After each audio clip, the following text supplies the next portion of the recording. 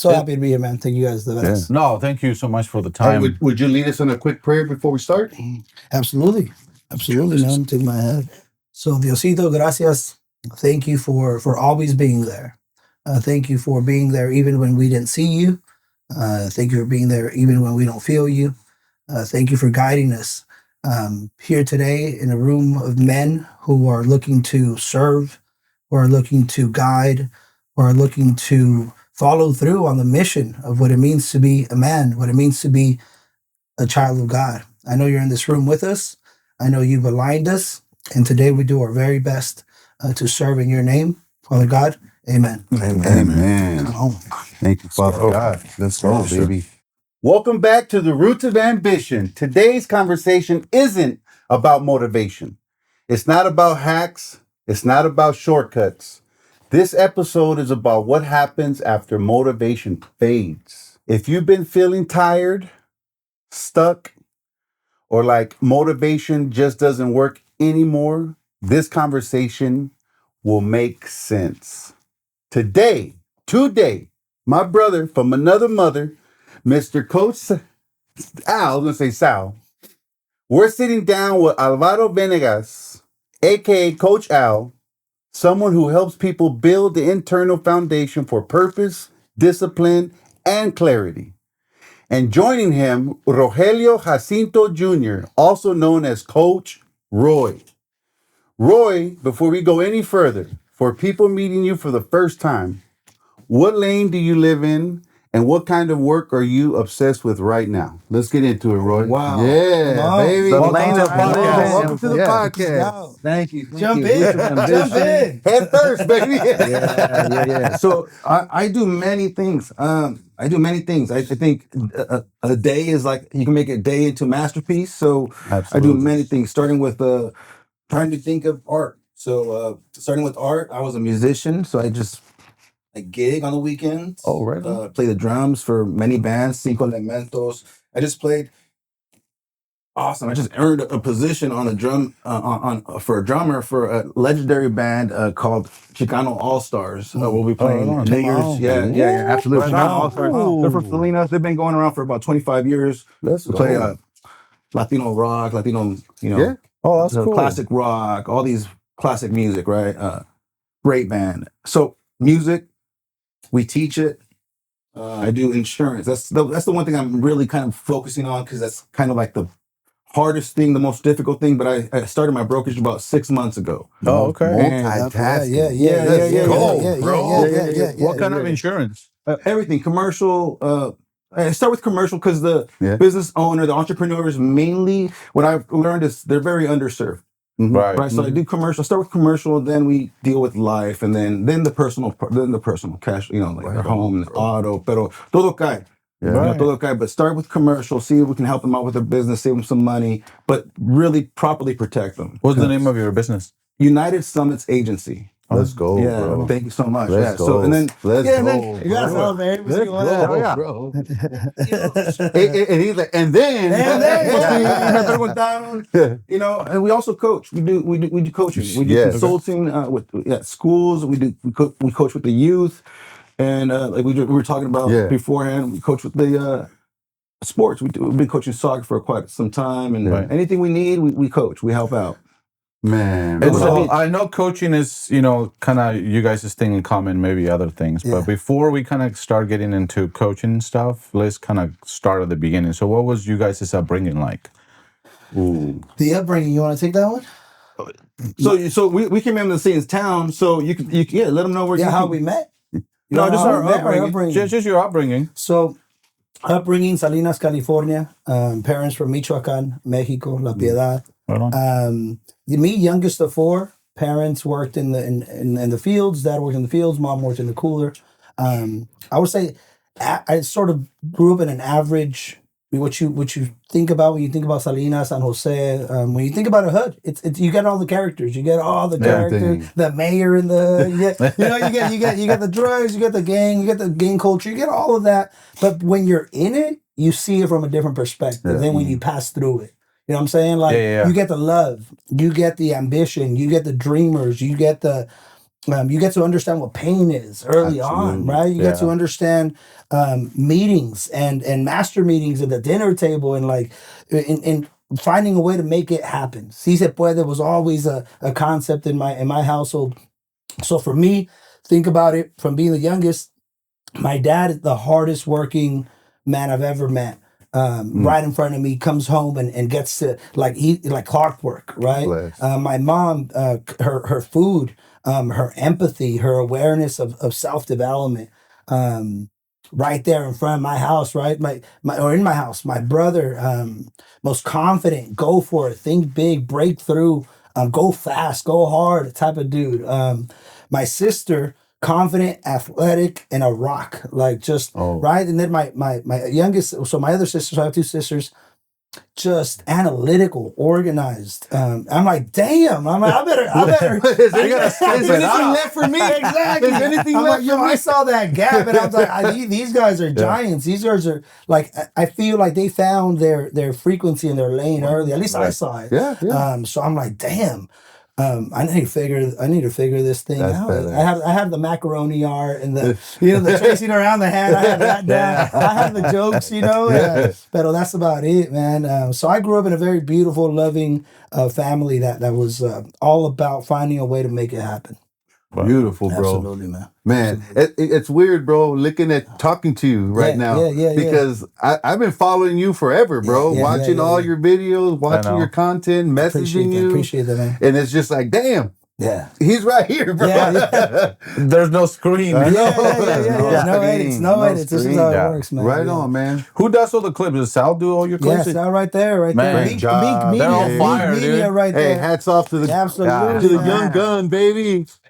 Absolutely. He's the mission of having a team, bro, has really been about, like, in my mind, if I want to go, I need to be able to afford it 4 or 5 times before I can go. Right. And then sometimes with us as men, the exposure is not there. So we don't know, but we don't know where we're going, but we know who you're going with. You know what I'm saying? So it's like, dude, sometimes it's the first time. It's his first time going, I was like, it's my first time going too. So let's give each other grace and let's go and show up in the right way for each other. You know what I mean? I want to hear what you have to say about your upbringing, but let me say something about that. Absolutely. Watching your videos, there's a lot of videos obviously with you too on your podcast, but there's some where you're in there too, and I watched them all. And the way you move when it comes to partnerships is so awesome. Like you go out of your way to give them their space. Absolutely. Where you don't have to, right? You have something that you got already. And so the way I see you move with these guys, this is pretty. It says a lot about you. Thank you, bro. They taught me a lot. They sharpen and make sure. If I have a conversation, in my mind it makes sense, right? But then I put it out, and let's say he's like, well, he asked me questions, or he asked me questions that I didn't see, so I'm getting sharp on the way to the stage. I'm sharpening up selfishly. I'm gonna sound better because now it's been 3 hours of the same topic. Now by the time I hit that mic, I'm warmed up. I'm in the fourth quarter. I'm rolling. You know what I mean? I'm rolling, bro. I'm in overtime mode. I already said this 3, 4, 5 times. Hey, where did the I ams come from, bro? Man, brother. Bro, every time, I'm sorry, bro, but every time I get the clip of you doing the I ams with the kids and how motivated they are and how into it, bro. And you're seeing these kids, man, like they're just, you pump that energy, but I don't even know if they know how powerful that is to say it and to mean it. You know what I mean? When I hear your voice though, bro, it gives me goosebumps. Let's go, baby. Man, that concept, man, is it's God's children, brother. It's God's children. Amen. Their mind may not get it, but their soul does, bro. Because that's where it's coming from. Wow. So it's bottom line. Like it does. And we know, we see them, man. We see them, we receive it. And I need to let them know, man, because when we walk into a room, our angle, and this is just our content mainly with youth, but we train military, the DMV.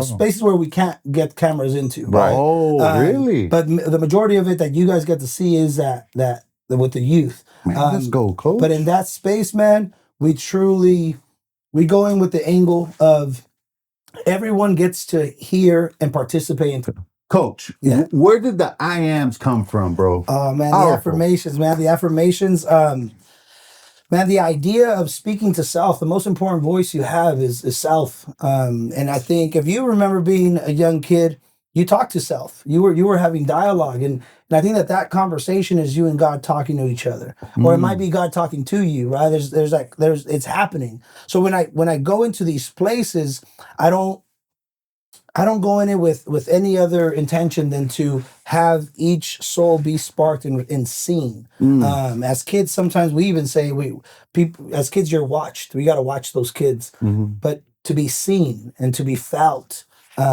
is to allow these students to, even though they may not get the full power of what an affirmation is, to the mind, the soul definitely gets it. And you feel the energy, man, and you're in the ocean of God's children, man. You're with your brothers and sisters.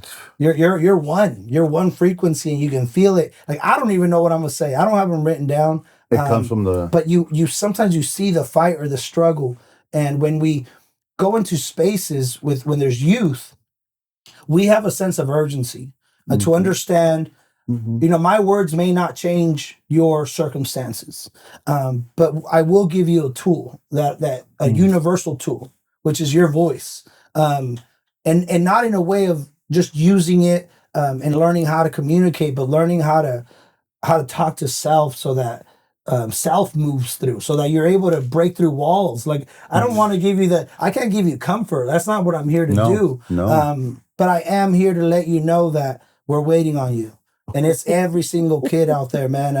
That there's the kids that act grown, and then there's the kids that have had to grow up faster than everybody else. And that's what we're talking to. Everybody else, you'll get it. I don't need to humble you. I don't need to show you or teach you anything. I came here for the 7 of you who know what it means to have to grow up faster than everybody else. Who knows what it means? Who knows what it means to not have dad at home? Who knows what it means to have a sibling commit suicide, or a family member on drugs, or like, you've had to process pain. Right. And sometimes, when the world is acting, that's why you act out. Right? Because everybody's acting, man. Ain't nobody really about this business. Like, why are you making me do this thing when mom needs food in the fridge? Like, and that's what I'm speaking to, and be like, I got you. Like, I get emotional. The first thing I say is, I'm a yell, I'm a cry, but it doesn't matter because I already decided. That's right. I decided prior to being here that this is who I am. I'm gonna give you all love. There's nothing you can do for me to love you less. There's nothing you can do. Test if you want. It's on you. But there's one word, and that's win, and that's because that gap, bro, it happens. If we have to grow up faster than everybody else, something happens.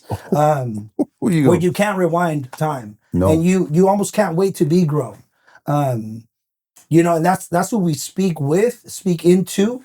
And I say, everybody else, if you don't know what I'm saying, don't even worry about it. You'll have to grow up. Everybody's got to grow up. But just for some of us, it came before, we were prepared. Yeah. For some of us, we thought our family was going to protect us, but we're protecting our family, right? Because we're not speaking up. We're not saying, because we know if we say something, this is over. So I'd rather live in the chaos a little bit. I'd rather, put up with what Pops is doing, what my mom's is doing, what brother or sister are doing, because at the end of the day, that's my world. And now you start to protect your world, bro.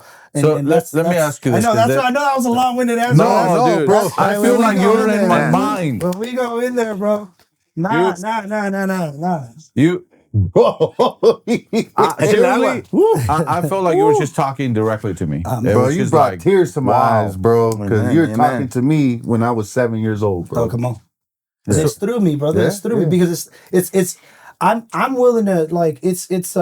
But you know what, bro? Here's what's funny, and not funny, but it's funny at the same time. When us men tear up, bro, I think it's that kid's tears coming through a man's eyes.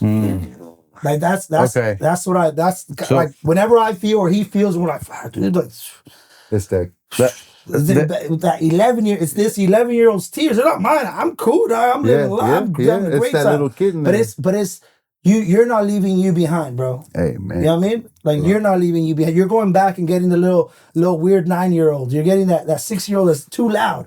Come on, bro. You get to go to work with me, dog. Ooh, I got you. Yeah, I mean? You. And then you're we talk about is that the secret in life is to become the person you needed. Yeah. 100%. That's it. Bro. There's nothing. 100%. That's fulfilling God's mission. Yes. Is He created you to be somebody, and your life's purpose is to stick to that plan, to become the man He created you. Yes. You know what I mean? And the idea is to not get distracted on doing all this other stuff, but to become what He created you to be, man.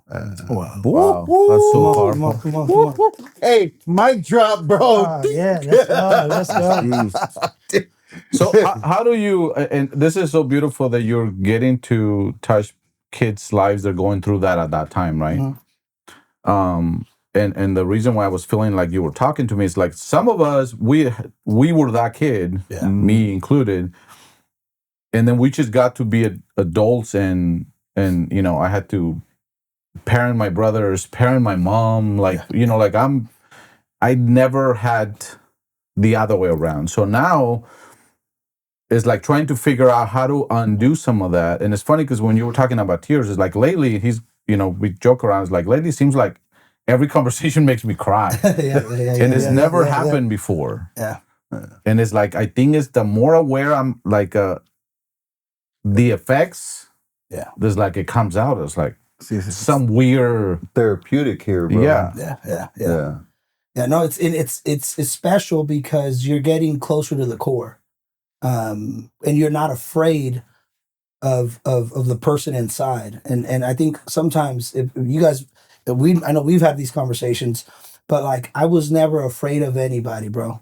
I was afraid of who I was gonna be, and what I was willing to do to anybody. Like I wasn't afraid. If we were gonna fight, to me, man, we're dying. We're dying today. Yeah, that's cool. Let's get it. I ain't got nothing going on. Like let's go. But that's not what fight meant. The all in, all out wasn't everybody. I thought I was. That's why everybody's acting. So I'm acting out, right? Like, like, God, like is nobody really about? I thought everybody, you know, and I think that as you move through and become less afraid of you, you start to embrace all of you and emotion, bro. Emotion is so powerful. I tell him all the time. Like sometimes I've got to wake up 4 hours before just to be prepped for a 30-minute talk, right? And I've told him like and pausing and the craft of speaking and nerding out on all of it. Nothing hits harder than when the speaker sits with the emotion. Yeah. Like that pause, bro, goes through the entire room. Like don't be afraid of it. And then we've got to rethink and also our belief with what emotion is. Right, with what as a man, like what does it mean to cry? Like we've got to be able to reshift that whole pattern because we become way more powerful when we don't trip over some tears. Yeah.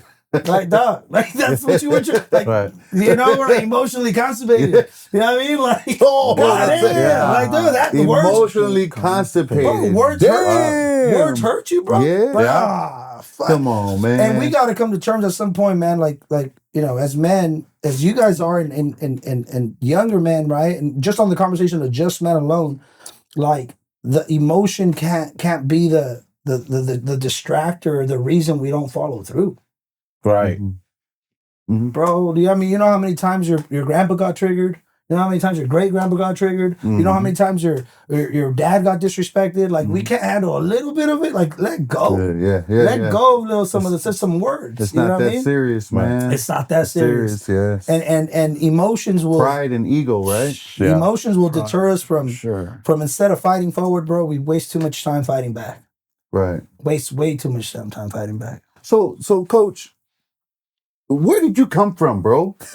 Like, where did this guy come from, right? I mean, I'm sure, maybe I'm wrong, correct me if I'm wrong, but I'm sure it took a lot of beatings and a lot of very bad turns and bad choices to create this ball of wisdom that's given back to the community now, right? What created Mr. Coach Al right here, bro? Because the energy that you come in here with, bro, is so positive. And it's just beautiful, brother. Right? Yeah. It's something I definitely want to attach myself to moving forward. Yeah, absolutely. Because this is exactly what I want. You know what I mean? Absolutely.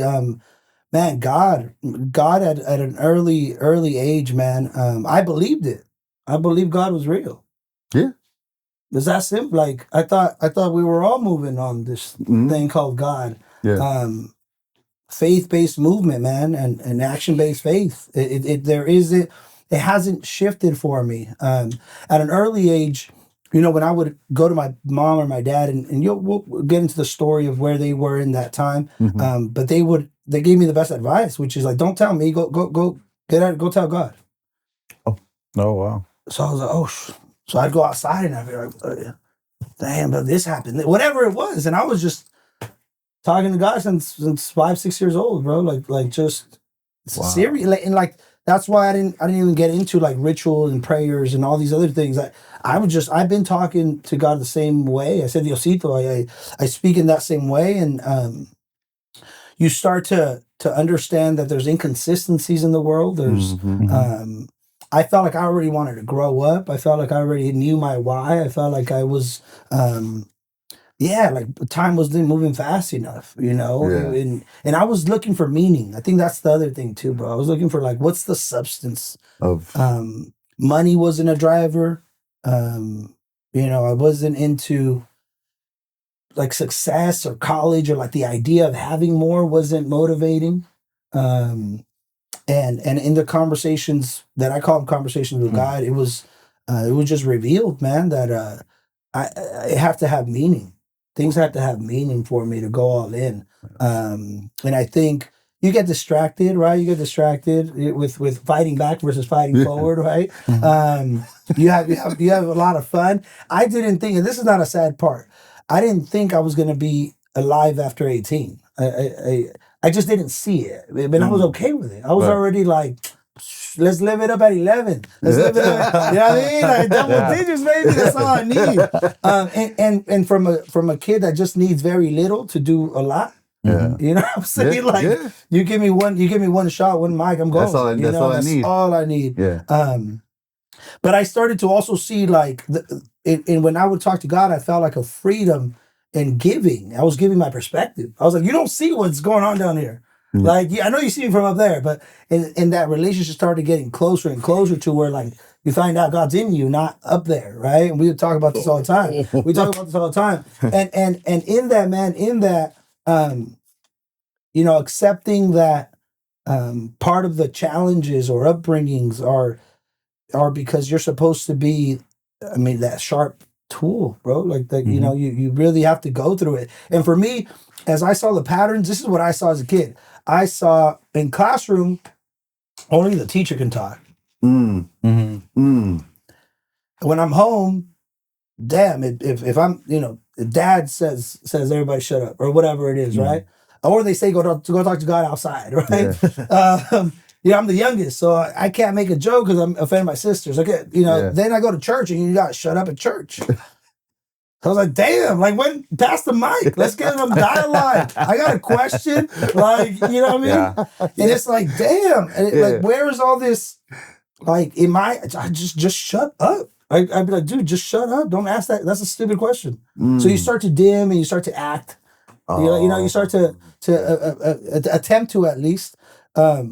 But the class clown out there, the person who has a question, many times we want to make a difference, but we want everybody to act the same. Yeah. So everybody got to be quiet. Everybody. And I'm like, man, like, and I don't even want to talk. Like, I don't. This, like, if you hear the way I speak, I'm like, dude, this is the 4th time. Like, I'm saying it como que te estoy regañando. You know what I'm saying? Like, bro, I already told you, Like, that's how my tone comes out. And it's interesting, but I'm like, that's when people listen. I'm saying it for the first when parents, like there's that time when you meet it, right? You're like, pick up your shoes. With a different tone. Pick up your shoes. Different energy behind it. Yeah. And then they listen. Yeah. I'm there. I'm like, that's when my words move. Yeah, exactly. Intention, request. It's that tone. That energy. Move. That energy. Yeah. I've heard you said before, I think if I remember right, in one of the podcasts, something about like, don't think you're special. You're not special. No, yeah. You just you have it in you. It was gifted to you. You're just using it, or something like that. Absolutely, right? Absolutely. Yeah, you're not the special one. What's special is what's in you. Yeah, 100%, man. 100%. That keeps you back to being, a child of God. It keeps you bro, you're again like build a man that's gonna get disrespected and still follow through. You know what I'm saying? Like build a man that's gonna be neglected and still love. Like be like commit to what you're gonna commit to. Yes, don't give people more than you and less than you. A lot of men don't do that because it's so hard, bro. It's so hard for. It's the only thing that we can do. It's the only thing you can really stand on is, and everybody has a core value. I think core values are like agreeable words, right? Like if you tell me, to me, what matters most is, let's say, family. Nobody here is gonna be like, this dude don't know what he's talking about. And he says, you know, for me is love. Freaking love. Ain't nobody gonna do that. Like, oh yeah, it's gonna be my faith. No one's gonna. They're agreeable words. But the truth is it how priority is it in your life? You know, is family that important when you're at work? You know, is love that important when with your neighbor that you hate? Right? Is it that what happens to the value? It's ish. It's love ish, family ish. Right? It's not. It's not fucking. You're not stand on business. All I need you to do. Don't give me more. Don't give me all of them. Don't give me all determination. All right, mother, let's go. I'll see you at 4 a.m. at the gym. Hey, on your birthday. No, don't take your birthday. Hold on. I'm my birthday, bro. No. But it's all I ask is stand on that one core value. That's it. Practice standing on it. And then when you leave and that dude at the gas station or that lady pisses you or whatever, or your family triggers you, stand on that core. Yes. Yeah. That's hard, yeah, bro. with your brother and your sibling, Thanksgiving and Christmas, and like stand in it. And that's it. I have a quote that I just wrote. This is a fresh quote that came Bro, you just hit me in the face right now, bro. He said a quote that I just wrote was, you know, I've been blessed by the actions I've taken. But I've received way more blessings by what I didn't do. I didn't act out of character. If I said accountability is mine and love, if I'm gonna give love and I was disrespected and I was hated and I was threatened and I was pushed, I didn't react.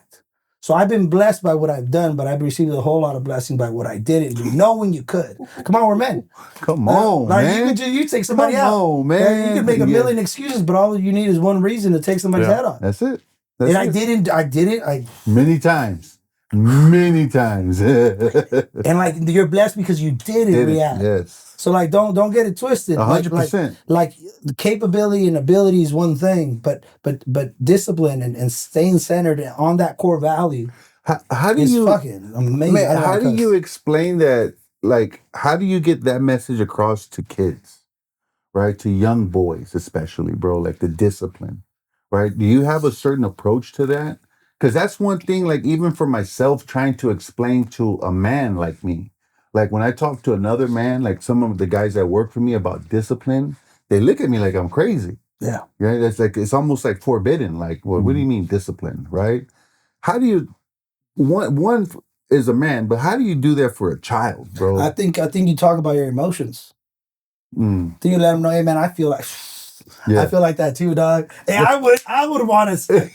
That's what I try to do with my kids. That's what I do. I've done that as an uncle. I've done that as a coach. I've done like, hey, trust me, I want that. I want that too. I want that smoke, just like you want it right now. I see you. And like when that happens, then they start to listen. Versus like, hey, you've got to just ignore it. What the fuck, ignore it? You have to be real. When you're talking about, you see red, ignore it, bro. I'm shaking. He said my mom's you want me to ignore it? No, that you're giving the wrong message. I'm like, no, I could can see. And then you start to, like, they got to release some of it and let them, you know, kids need or especially boys, they're growing, right? They're growing. All those emotions, those feelings, the thoughts, everything. And when a man says, just ignore it, I mean, what are you talking about? Yeah. Don't you think there's something to that too also about how society rewards the bad guy? So I kind of, so your quote is so awesome because I said this in an episode a few episodes ago, but I did not say it as beautifully as you put it. But basically what I was trying to convey is like, this is not taking anything away with it from this person, but there's a lot of putting in a pedestal a person that has made a lot of bad choices in life, then changed this person and became a better man, which is an amazing thing to accomplish. Not taking away from that, but there's also men that are consistently doing the right thing and never took those bad choices. That also takes discipline. Yeah. And I think sometimes at a youth level, you have that pressure to be that. And it's because if you are the person that restrains, then you are like, oh, but you're not man enough because you don't want to fight. Versus like, okay, no, I can fight. If I need to defend myself, I can fight. I fight. And I tell you, because that happened to me a lot. A lot of the times, I grew up in a terrible neighborhood. Yeah, I grew up in Huentitán Bajo, Mexico, when it was like the cops wouldn't go in there. Yeah. After dark, yeah, there was no taxis and no cabs that would show up. Like it was bad. You come in, they send you literally in your boxers. So I grew up in that environment. And I had to learn how to fight. Everybody there knew how to fight. You can't live in that situation and not know how to walk around. Yeah, everybody, every kid knows to know how to do that. You just have to. And so I got into fights and this stuff, but I often make the right decision. I left the situation before somebody got, before the cops showed up. Beautiful. I decided not to smoke when somebody else was smoking. Like, don't get me wrong, I did my things too, but often I was more of that guy, and often I had the pressure of like, no, you have to be this guy because you're not the bad guy, you're not the toughest guy. It's like now when I think back, it's like, wait, I was being disciplined. You guys weren't. Yeah. You were taking the easy route. yeah, absolutely. Yeah, exactly, absolutely. You had the mind frame already. And I think, you got the emotional and you got the mental. And you had the mental capacity to be like... And maturity, too. Because for me, I would see the adults and I could see the faults in them since I was young. Like, I could right away, like, no disrespect to my tios, but like, we will be out and they will be up in the roof. And I knew when they were up there, they were all smoking. So it was all my uncles. And I'm over there, I'm like 6, 7, and they're fucking smoking weed around me and, talking about doing this and doing that. And right away, I immediately knew for the same reason, because you were not allowed to talk, but you can listen. Yeah. And so you were just taking it all in. Yeah. So anyway, it's just... Yeah, that's a pressure point, right? Which it sounds like you processed that very well. Like, because you didn't take the action on that pressure point. Because somebody that feels the pressure does it just because of the pressure. You were able to see the pressure. The pressure doesn't go away.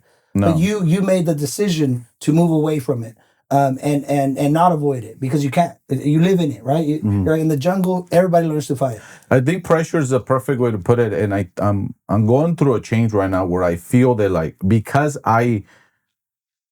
instead of acting on it and releasing that pressure from soul on, I haven't. I just been storing that shit. Okay. No, yeah, so you know what I'm saying? You can see you. And so it's kind of learning to realize that, like, okay, I picture it as, and this is a funny way of looking at it, but have you seen the one of the not Mythbusters? What's the ghost movie? The Ghostbusters. Yeah. When the thing that holds all the demons it can't hold any demons anymore, and it just it's like yeah, absolutely.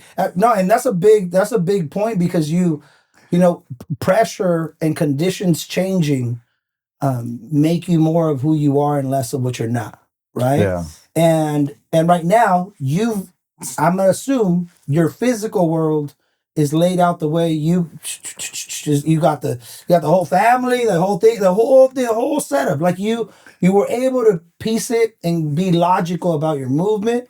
And now that you have it, now the other work is what's necessary. You're calling it. Right. That's exactly what it is. But if you go into it with the same mentality, like, all right, let me write. Let me. If you haven't written, you're probably going to be a writer. But let me write. Let me set up the camera and just me and the camera. Like, just go in and take it day by day with it as a practice, because now you're safe, and now you got to let the younger boy know that the man's got him. Like, hey, bro, here. Yeah, I got you. I got you from here. Go ahead and cuss everybody out. Right. That did something, whatever it is, right? He's like, yeah, hell yeah. Go to a rage room, whatever it may be, right? Smash a couple things because I'm gonna reward you. I've rewarded you because you kept it together all this time. Now there's comfort. Now there's now you've created space, because I think that's what happens with men is if we don't have an area where we have aggression, whether we like it or you don't like it, and whatever society says aggression is, it's like sure. No, but it's controlled in a meaning in a place. That's why the gym exists. That's why competition, sports, these spaces to let the kid know now it's cool for you to feel. Yeah, you said something again in one of the podcasts, something about learning how to be the beast outside the cage. Oh yeah. Right. Oh yeah. But man, this guy right here, bro. Yeah. Sure. Nah, man, no. We talk about I refuse to be a beast in a cage simply to die in a box. Like that hit me like oh shit. Yeah, because we all pray. We're in the give each other flowers phase, I think, of life, where it's like, man, you're a beast, bro. Man, you're a beast, bro. Shut up. He's a beast in the cage, dog. Like he has to come out the cage, and then see, like, but once that cage works, then you're gonna realize you don't need the cage anymore. You know what I'm saying? Then you're gonna realize you don't need it. Yeah. And that's the thing is let the beast out because you're in control.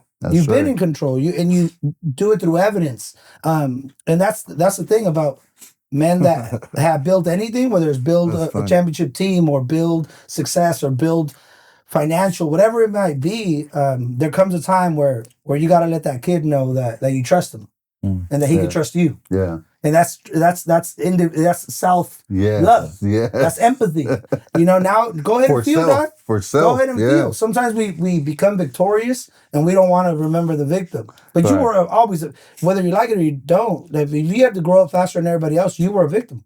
Mm-hmm. Yeah, it's just realizing that you were sometimes is. Because it's like in retrospective, like I didn't feel like a victim at the time, or I wouldn't have made it. You built a mind. Because you built a mind. I don't need shoes. I don't need nothing. I'll sleep in the car. Like it's like out of bare minimum, right? I don't need nothing. But then after a while, you're like, oh, okay, yeah, I was in a spot. Yeah. And thank God I could build a mind. I know how to do that now. I know how to build an attitude. Now it's a matter of again, having grace for self and seeing you as God's child. For me, at least, that allows me to feel, to allow myself to cry if I need to cry, and nothing's wrong. Right. You know what I mean? Like, like a man crying should not mean, oh, what's happening, right? And sometimes if you're with your partner or female or sad, like sometimes that's concerning. What's wrong? And that's the worst question. Nothing's wrong. Don't ever, a man that's crying, don't ask him what's wrong. Yeah. He's clearing something. Yeah. I mean, like, bro. It's all right, man. I got you, homeboy. I'm right here. I'm right here, bro. That's it. That's all, man. Nothing's wrong with me. Right? Nothing. It's allergies. That's amazing. I mean, hey, he gets a lot of allergies, bro. I mean, shit. There's the cats around here. The cats. Hey, well, let's get back to real quick the question, Roy. So tell us a little bit of how you grew up. Yeah, I grew up similar in the same town, Salinas, California. Right on, bro. I grew up in the projects. It's a little apartment complex from Housing Authority in front of a church, and it's run down next to like this place full of prostitution, drugs, and grew up in the hood. Beautiful place, beautiful friends, strong individuals, like you were talking about. People in the hood find their ways around obstacles and make it happen. And luckily, I was with this beautiful family, Inda and Rogelio, and brother, very talented individual, twin sisters, smart people. And then me and myself. And the story for me was that I was they're all redheaded, light complected, and I came out brown. And but the story was I was adopted. They found you in the trash can. They found you in the trash can. All these stories, So beautiful people in the hood. My dad always had this leadership quality to him. My mom always had this. She was a reader. Always had books and reading. And she always dropped great knowledge and seeds into my mind. One of the amazing seeds. What's the best advice she's ever given you? Ooh. Es que mucho habla, mucho que se equivoca. Oh, that's a great one. Like, I had to learn that. Because I was always talking. I was very brutal as a kid. Because she was like, you know, you're going to be like, I don't know. So I learned that part. Yeah. The other part, just don't be ungrateful. I guess I wasn't ungrateful as a child. Yeah. Pero all these little processes, you know what I mean? There's probably more that she dropped. The other thing that she did do was she spoke over me. I think she dropped a lot of knowledge. Like, we're like, no, you're supposed to do this. No, you're supposed to act like this. Where it was like, it would get to these levels where she would like, no, you're supposed to be like this. And then she would just drop that and be like, oh, damn. And then I'd go back to my room all sad and stuff like that. And it's like a self-fulfilling prophecy. She's like making sure that... I don't know how she was doing that, but maybe it was something she read. Right on. Because she was always reading. But she was always reading. Beautiful individuals. So myself, very musical, artistic. My brother, very musical, artistic. Everyone in the family. So growing up at like kindergarten, I started joining like talent shows and winning them. Talent shows. Killing the game. Killing the game. Kinder was for killing the game. There you go. Amazing. Them up and shooting them down, dog. Just doing the best I could, you know? Right on, tripped out as a little kid, just learning these things. The ability to do that, but not learn math and stuff like that, like normal people. Were you guys childhood friends in the same area? Se enamoró con mi hermana. His older sister married his older sister, Araceli Venegas. Wonderful partner, wonderful human being, wonderful wife, mother. She's amazing. Beautiful, bro. She's an amazing person. Remembers a lot of stuff. She kind of let me know that we danced together at a quinceañera a long time ago. And you didn't know? I didn't know. I danced with so many, girl. I didn't know. No, it was crazy because it was across the street from the project.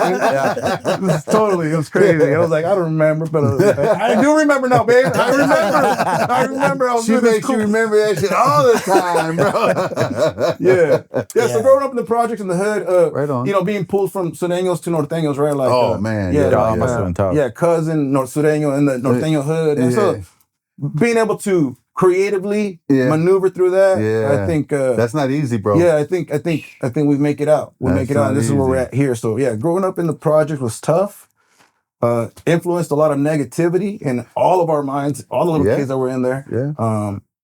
But I feel that when we don't have, I guess this is why I learned.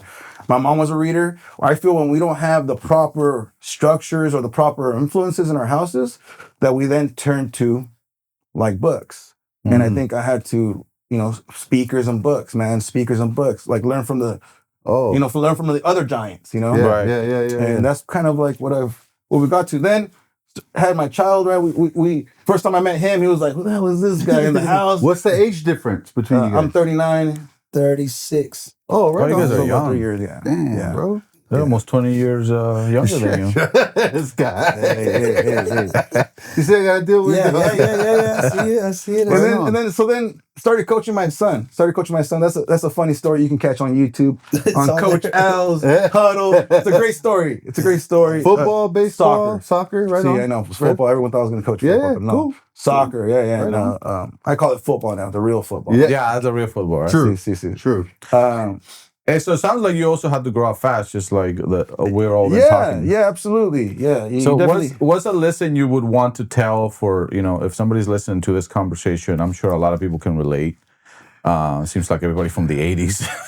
It's like, what message would you want to send to somebody that had to realize early on that they had to grow fast, and now they're kind of going through all the same stuff that we're going through? At different points and through different lenses, but really different. Also, it's a little lesson. I think just to make long story short, real quick, the reason why I think he saw what was going on was because I worked with the youth, with youth, and we. Oh, I see. With that was a connection. That was a connection. Yeah, I'm working with youth. And he's seeing. And he's winning. And he's winning. Get it right. I like to be around winners. And the lesson is going to be what I do. What I say next. No, absolutely. So we're winning at epic levels. Like I'm a musician coming into this world where athletics is super competitive, and taking over and I'm getting hate from all, so you're feeling all these negative, everywhere. And I'm just like, what the heck is going on out here? Well, we'll just keep winning. These kids want to win. Let's keep winning all the way till we win the World Cup. That was my head, right? Yeah, hell yeah. Pero Post a dream big, baby. Yeah. So took the kids to like 5th in the state. Now they're state champions at Alvarez High School. Come on. Right. Like, so what was the secret sauce? Okay. Well, I think the lesson. I want to go back to the lesson. Saying yes. Everyone say yes. Say yes to those next levels. It feels uncomfortable. It's gonna feel uncomfortable, but be an explorer. Go out there and explore the best life. I think saying yes was the part of it. Like you saying yes as a coach or teaching the team to say yes. So you asked, the first question was, how do I get out of, I think it was like, the lesson for kids that are going through it. Say yes, say yes to your mentor, say yes to your counselor, say yes to your coaches. Even though if you don't see it yet, but keep saying yes, because they're going to guide you. There's people out there who really do have the best in heart for people. So do the work before you believe in it, basically. Take it, right? Do as you learn. Cal Poly model, right? Say yes, do, and then learn. So take advantage of every opportunity. Great advice. Take action. I wish somebody would have told me that. Yeah. So then for the kids, the secret sauce was like, man, like, does it make sense to you? Try it. Attempt it. They bought in. Attempt it, man. And if you don't make it, we're getting closer every single time. But just take action. Because at the beginning it feels weird. It sounds weird. Like anytime there's a good thing, when you're coming out of like the hood and stuff, like, oh, dude, it's all weird. Everything feels. Your heart's broken. You're no trust. You're suspect. Everything. The first thing I ever joined was the Boy Scouts. I'm from around the way. When I was 14, that like changed my mentality. Because like, okay, I'm coming from like a bad neighborhood in Mexico, and then this cousin that lives in a beautiful like neighborhood that goes to the Boy Scouts and must be Boy Scouts, and I'm like, yeah. I mean, that shit is whack. Like, I'm not doing that. Like, the what? Like, I'm not joining no fucking Boy Scouts. He's like, I came from the Hood Scouts. The Hood Scouts. And they were wearing like, boys and girls. They were wearing shorts with socks to here with these little like it was just not. And so I was like, man, your mom has a picture with those things on her. Let's post it.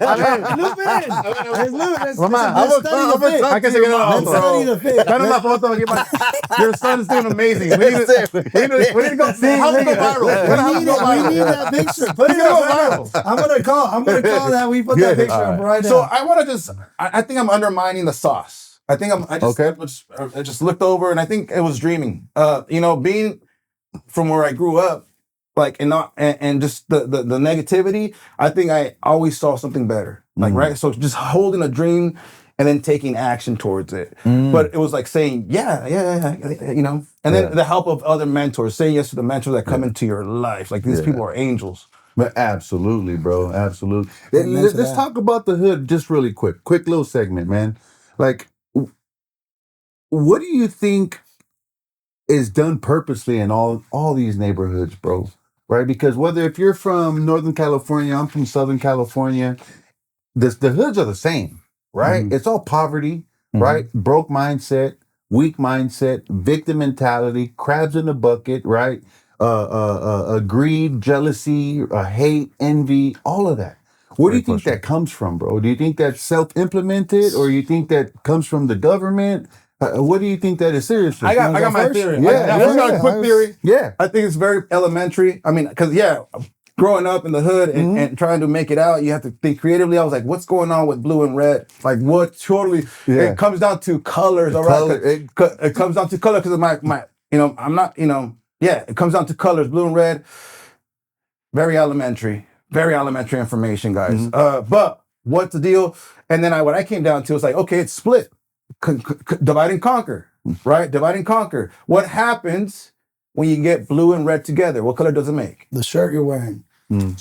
Purple. Purple. And purple is the color of royalty. Purple is the color of royalty. Only royalty would wear purple. Kings, queens. So what I came up in my head, I was like, oh, they divided and conquer. Not only in our culture, but even in America, blue and red, like it's the divide and conquer. For me, that's what I came up with. Not solely. It was a 8th grade teacher that said what I was like. What does purple mean? And he was like, oh, now you're talking, son. that's the color of royalty. And I was like, oh, maybe, when we come together, that's deep. We're gonna be unstoppable. Kings and queens. Oh yeah. I'm gonna go to this one, man. Okay. I'm gonna go to something that I've seen, and this is we have the honor to serve in many different neighborhoods in across California, Washington, Canada. Canada's it's nice. I saw you guys did like a couple months It's ago, also right? got his own struggle. Yeah. And this the hood is the hood. And what you see, man, It's all the same I think, shit, man. I think we're sold. Ooh. You know, we're sold. Same thing. That's what I felt. We're sold we're sold number one. We're sold. They speak to our egos, and they don't develop our minds. We're so soaked up on. They want to feel comfortable, right? Yeah, on being the one. This idea of being the one, and check this out. The idea of being the one, we end up just being a one, right? Like not the never happens, right? And what we don't learn how to do is we don't understand and don't properly nourish our value and our self-worth versus like market value. And I bet you anything, you've been successful. Maybe you didn't think about it this way, but you start to find success when you learn how to be the best number two. You learn to be a host, a partner, a mentor, someone who's supporting someone else's dream. Server. Someone who's supporting someone else's dream. And you think of yourself as the best second. And you stop fighting for first. The first will always call you. You'll always get called to the room. Because a one wants a two. So the two starts to get invited. To be the one, you got to break in and then realize that wasn't the way in. And you got to, like, this facade of being the one. The richest people on earth are the best collaborators. So to learn how to collaborate is to be the best number two. I learned how to collaborate. So I'm gonna work with him. I'm gonna learn how to collaborate. I'm gonna see what he needs. I'm gonna serve his needs and anything that I could do to provide some sort of growth, progress, or opportunity. If I can do something, I'm gonna do it for you. And then hey, call up Al. He's always so I'm getting calls now. My number's blowing up. Now my bank account is great, but because I stopped fighting for one was this facade. Yeah, There is no one. That's what. And the idea is if you put again, if you're going back to your belief, if you put God as one, we're all two, and if you play the best two, you'll win. That's what's like I'm telling. Wow. There was a time we were. Sal knows this. And we talk about this philosophy all the time. Boy is on fire here. Just soccer mode, sports mode. It was like, oh God, you put me through this. All right, cool. It's your head coach. I'll be assistant. It was that connection. When a man starts to find that, bro, it's like I'm not fighting for one. So you no longer are competing versus each other. You're looking to see I'm going to collaborate with this dude. Amazing. Kobe to Jordan. Yeah. I mean, Kobe wasn't attempting to be one in Jordan. He was like, hey, man, let me get... And because Jordan saw, okay, you're respecting me, I'll give you the game. Yeah. And if we can do that with each other, and we talked about this too, you can compete versus your peers, or so it seems like you're competing, but you can collaborate upwards. See, a 70-year-old can't compete, right? He can be like, I'm better. And you're like, come on. Yeah. But if he comes in with a collaborative, hey, man, I'd like to know how you started your business. Yeah. I'll give you the game, young man. Like when you learn to collaborate, the world opens up. Absolutely, brother. Because you're not looking for anything else. I'm like, man, this dude's right here. You guys got something. Let's. Yeah. How do we help you guys grow this thing? Yeah. I'm not like, let me give. Yes. Somehow, tell me how. What gap do you see? Yeah. Maybe I can fill it. Yeah. And you learn to collaborate, then there is no competition. It was all a facade. And there's no gap. And you're competing versus self to edge self out.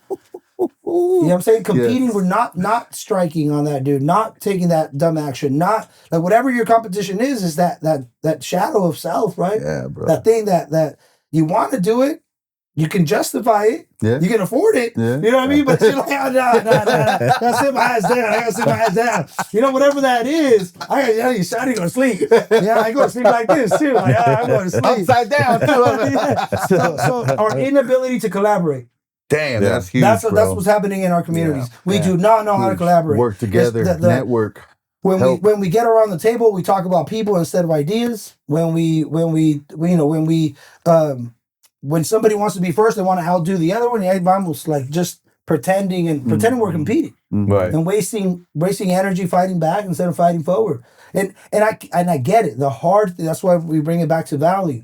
the hardest thing to collaboration is it requires commitment and trust. And those are two things we probably didn't see growing up. No, not at all. Not enough. Therefore, you got to find it. You got to think back and find it. I'm like, all right, now my dad was committed. I can see. I just need a little bit. Yeah. No, my mom was like, okay, cool. So I can find it, and if I can find it, I can start to use it, start to become it, and then you're just committed to giving and contributing. You know what I'm saying?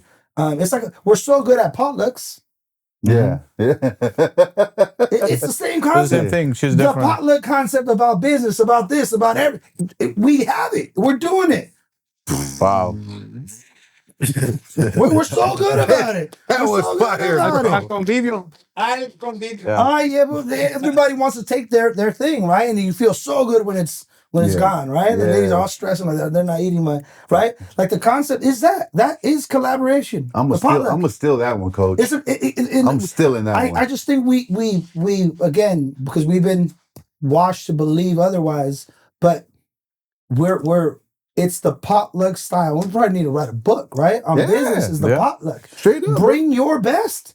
Dog, don't bring this shit. And you only bring your best, right? You don't bring the one the first timer. Everybody knows the first timer. You have your recipe. La novia's dish, right? The 18-year-old son's novia, she brought. I was like, ooh. With the Safeway sticker. You usually bring the napkins. You bring the napkins, you know what I mean? Like, nah, man. It's the same as a potluck, man. Whatever you bring to the party is what you bring to business, what you bring to life. Because you have a good time. You have a better time like that, right? Yeah. And everybody knows you walk in with nothing. Everybody's like, oh, there's that motherfucker. He didn't come with nothing and he's taking the place to go. You stop inviting. Yeah.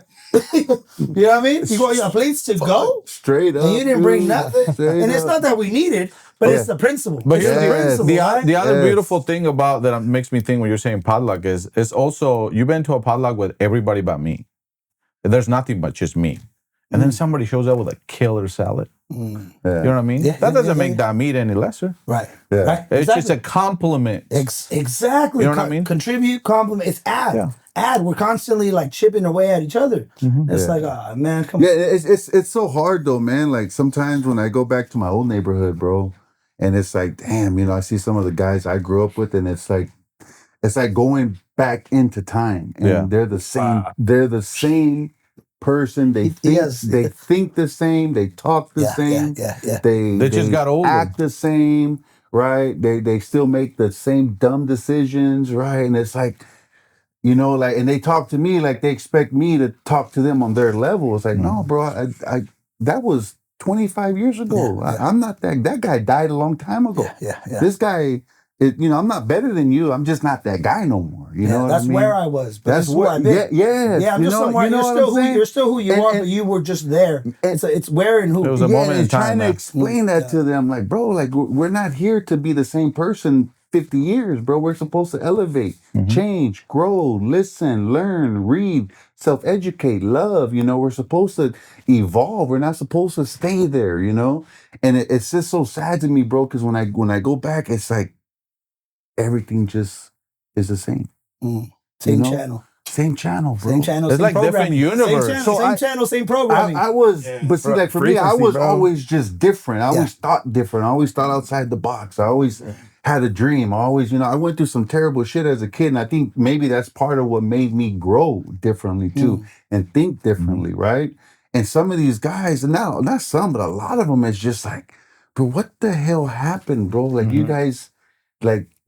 Again, scared to leave the neighborhood, scared to move, to another state or to another, city, whatever. You know what I mean? Yeah, I do my best, bro. I do my best. Every time I see somebody, I speak the like some sort of life. So, for example, let's say you were a party dude. Yeah. Let's just say you were a party. Let's just say, not like I know, it's not facts, but let's say you were wild and you were just a party dude.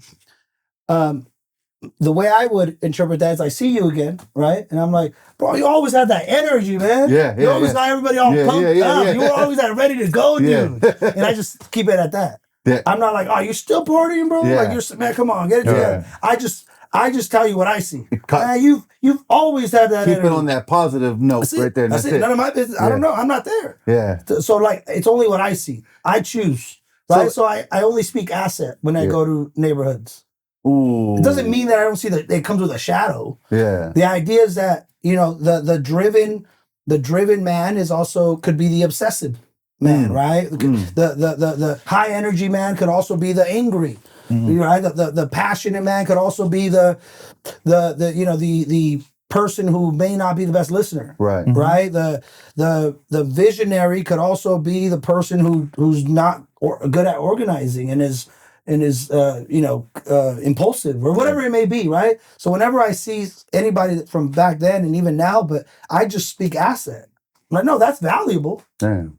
You just are. It's where you are. It may not be as valuable. And it's so truly, like Coach L at 11 p.m. on a weekend. Nah, I don't want that attention. You know what I mean? Like I need to go home. But at 9:00 at a school, hell yeah. Let's go, baby. Let's go. Come on, I got you. But I have to learn my times. I was like, this dude gravitates energy that I don't want to have to deal with because I'm gonna fight back. So a quick question, bro.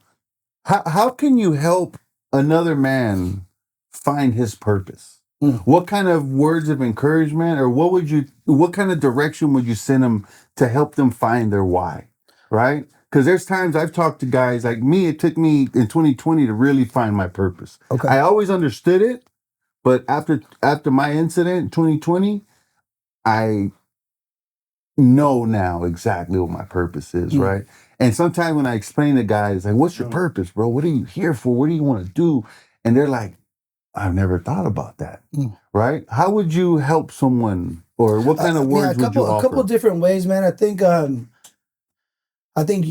your passion is for you. Mm-hmm. God gives you that. Like, that's for you to feel something. Yeah. Purpose is for others. Yeah. And I think before purpose, I think it gets too easy. I think sometimes we want to find it to then be like, I got it. I found mine. Like, it's the mind's playing tricks on you. You haven't even lived your whole life yet. What are you talking about? Yes. You are in direction. I think what we want to find is, who do you want to serve? And that's the question versus what do you want to be? Who do you want to serve? What causa? What cause? Art. Well, so you gotta stay in that. So you gotta stay an artist then. You gotta start doing, whatever it may be. If it's who do you want to serve comes first, then it gives you some clarity. Like, man, I always give this example of like, we have to have a causa bigger than ourselves. Absolutely. Not our purpose, a causa, a cause.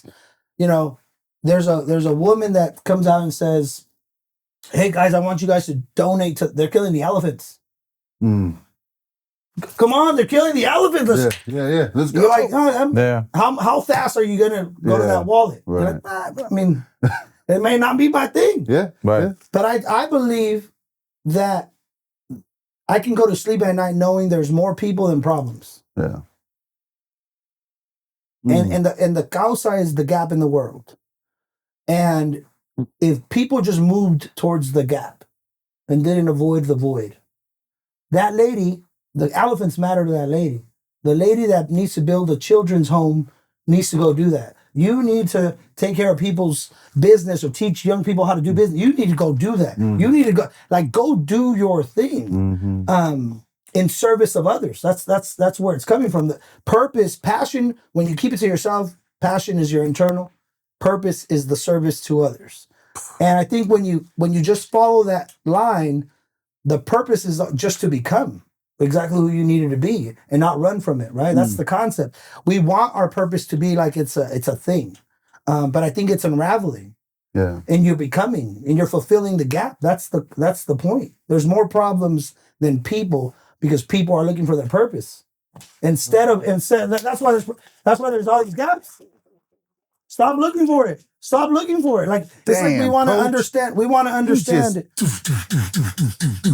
You're blowing them up, dog. We just want it too easy. We want to understand before we take the journey. We want the purpose before we take a risk. We want, dude, stop looking for the purpose. You can't look for it because you're not there.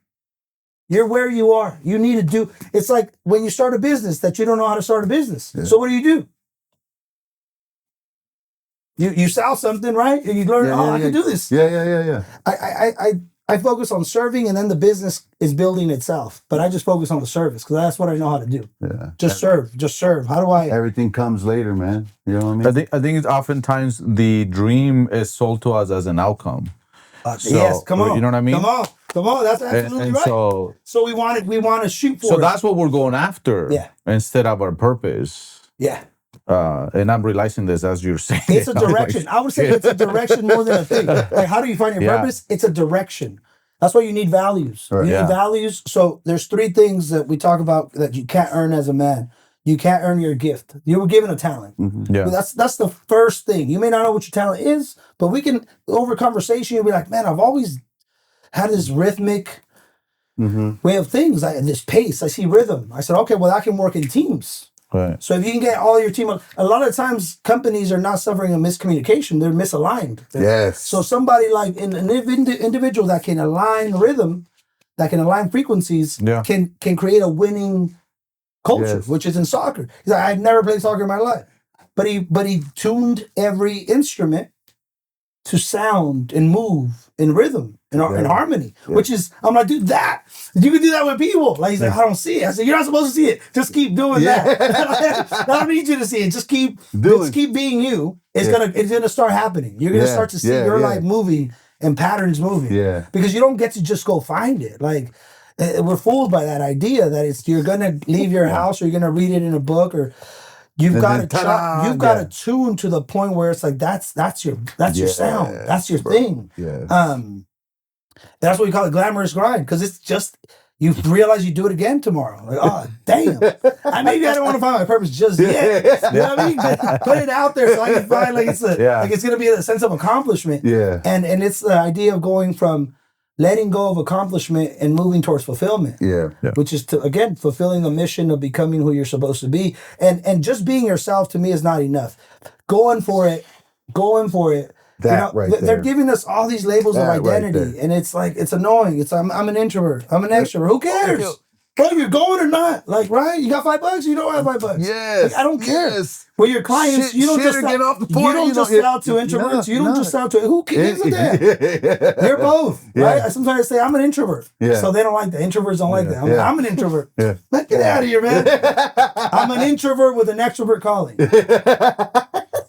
Or you're an extrovert with an introvert. You got to do the work now. Yeah. And you just got to cross over, man. Cross over so you can find your full self. So I would ask people to like let go of the purpose, the concept of attaining purpose, and you asked me about the why. So I went and there's a chapter in the book I wrote, and it's not out yet, but your why tu razón, like your reason comes before the action, right? Mm-hmm. So you're gonna go to work. And you tell yourself why. Mm-hmm. So why do you work so hard?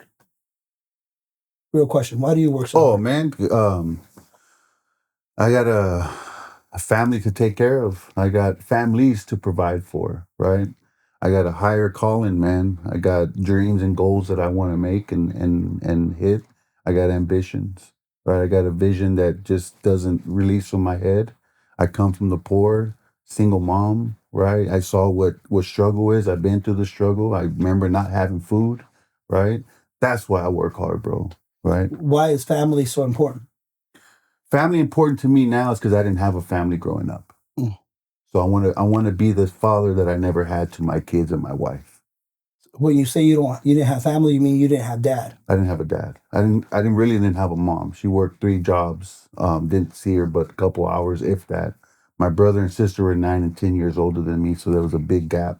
I spent a lot of time in homes that I shouldn't have been in, right? And I spent a lot of time at home, most of the time, all day at home by myself. So would you say because of that time, now you use your time to build? To build, to give, to love, to cherish, to show, to leave a legacy, to help others, to show others, to give to others. That it's possible no matter where you come from, that you can still love and you can still give. Let me ask you this. Why do you believe in love and helping, even though it sounds like that's not the starting point? Like you could easily be like, well, I didn't get it, so I don't need to give it. Right. So why is helping and loving so important? Because I always wanted it. I always wanted it, and it never came. It never came to me. What age was that? 5, 6, 7, 8, 9. It was something I always wanted, but it never came. So I always knew in the back of my head when I got older, that's something I want to give and do to my family one day. Beautiful. That's why it's important to me. Beautiful. So we're going to clap it up for him, right? So check this out. So check this out. Wonderful. So would we then say he found his purpose?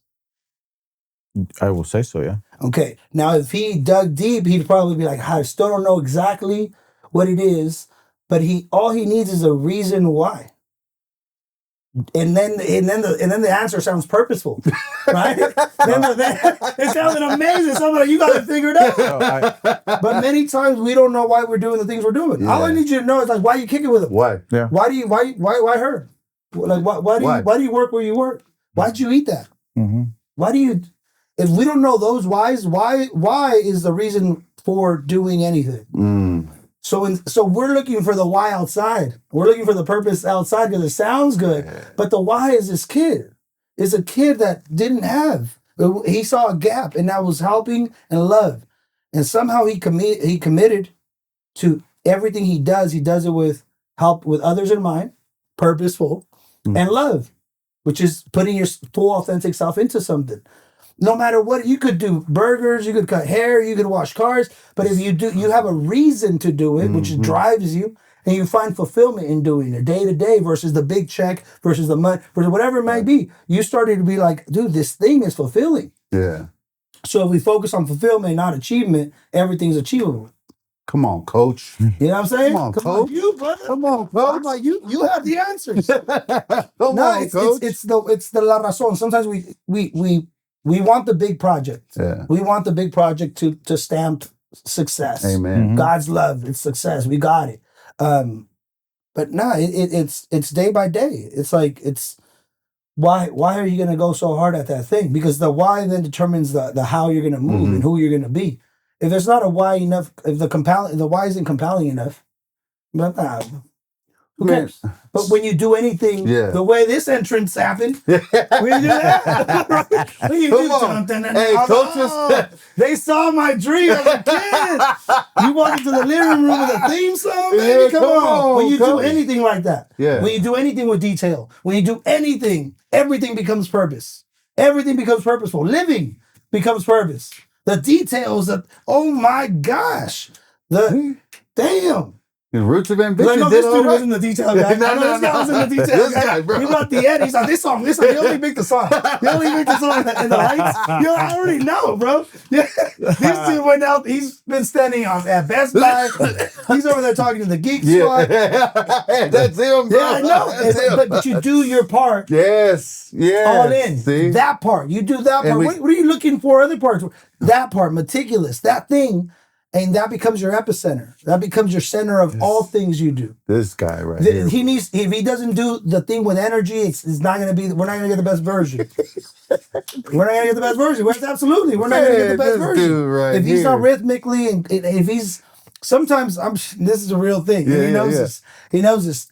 He meets these, we call them not even random anymore, out of respect, because it's like divine. Now it's divine. Now we call it random Roy to divine Roy, right? And he'll just be, he's like, I don't like talking to people. But they attract. And then boom, we look up and he's over there like, well, I got the same sauce or whatever it is, right? And 20 minutes later, he's like, dude, it turns out that's the owner of it. Or whatever it might be. I'm like, hello, leave him. So, and you guys were talking about how we move. We make time for each other's process. We don't understand. I don't understand it. I don't understand him any more than in the beginning, but I accept. And I make room. And I trust that I'm going to get the best version showing up. You know what I mean? To that floor, to that stage, to whatever it may be. Powerful. Same thing here. So it's being like, okay, he's tuning people. He's getting the harmony happening prior to me even being on stage. It's just a part of it. It's the tuning. He finds it, and it just somehow, some way. I don't need to understand it. I mean, you don't. And I think let's understand. Let him cook, baby. Let him cook. Yeah, let him cook. Let him cook. Yeah, stop looking to understand and learn to give grace and move at the pace of grace and like people are incredible. Yeah. Like this dude.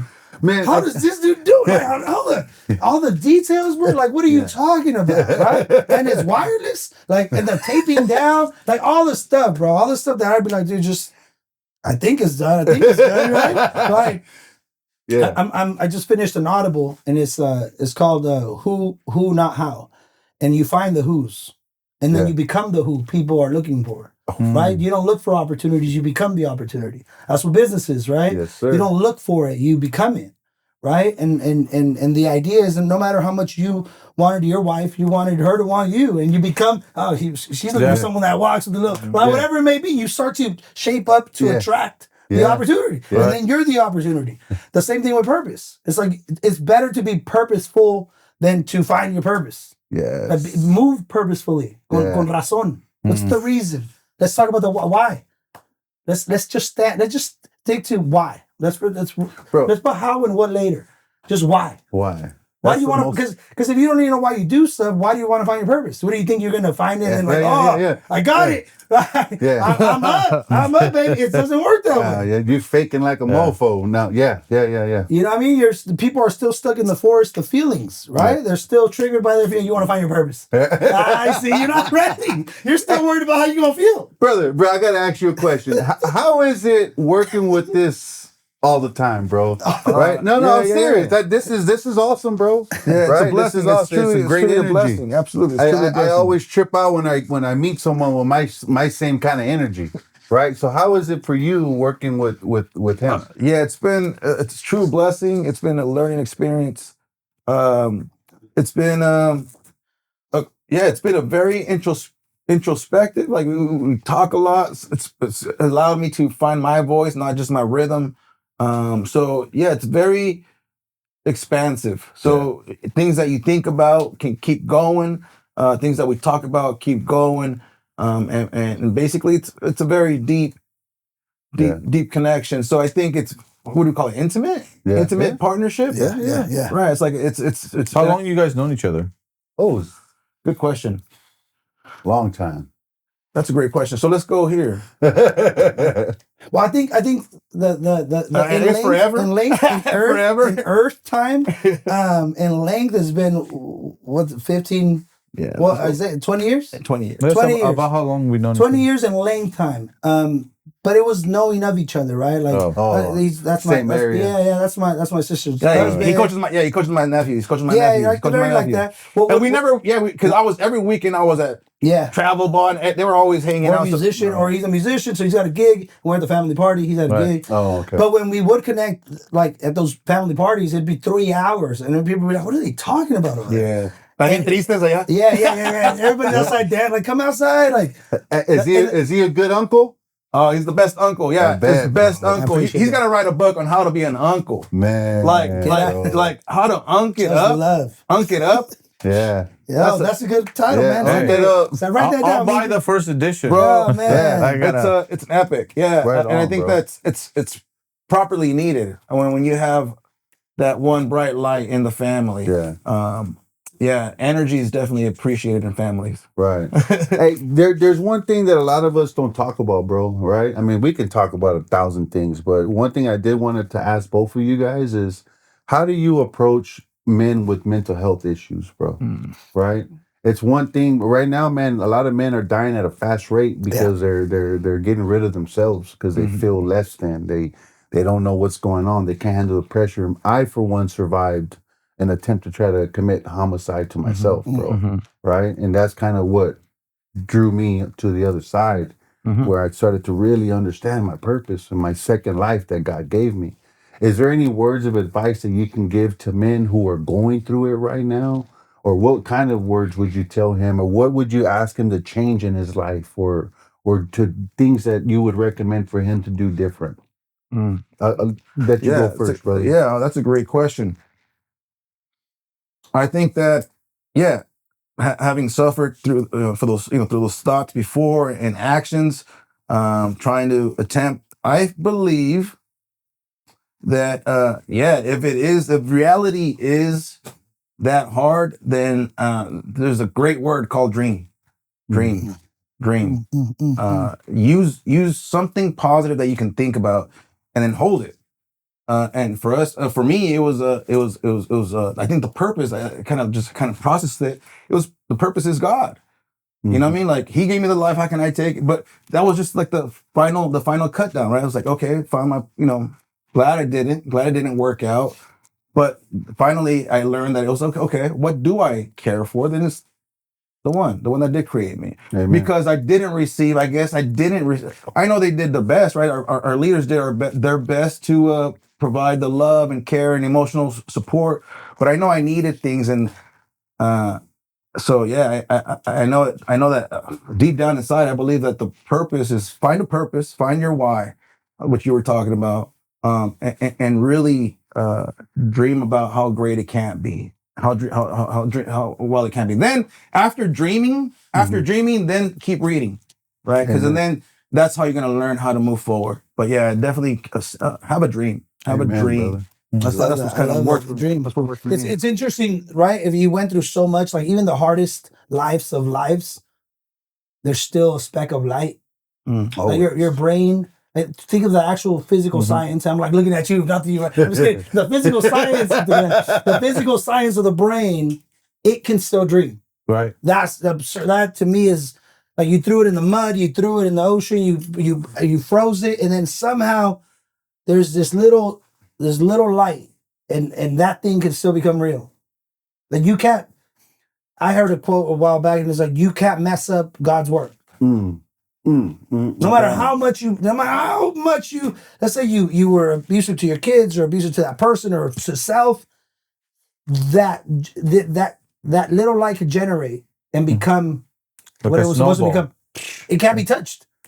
Even if 0.001% of you cannot be touched, that's God. That's seed. Like, that's incredible to me, and it's just waiting for everything else for you to stop be so combative, right? Yeah. Towards your truth, towards who you're supposed to be. But the first thing that came to mind is, I need to stop doing this too. We need to stop calling it an issue.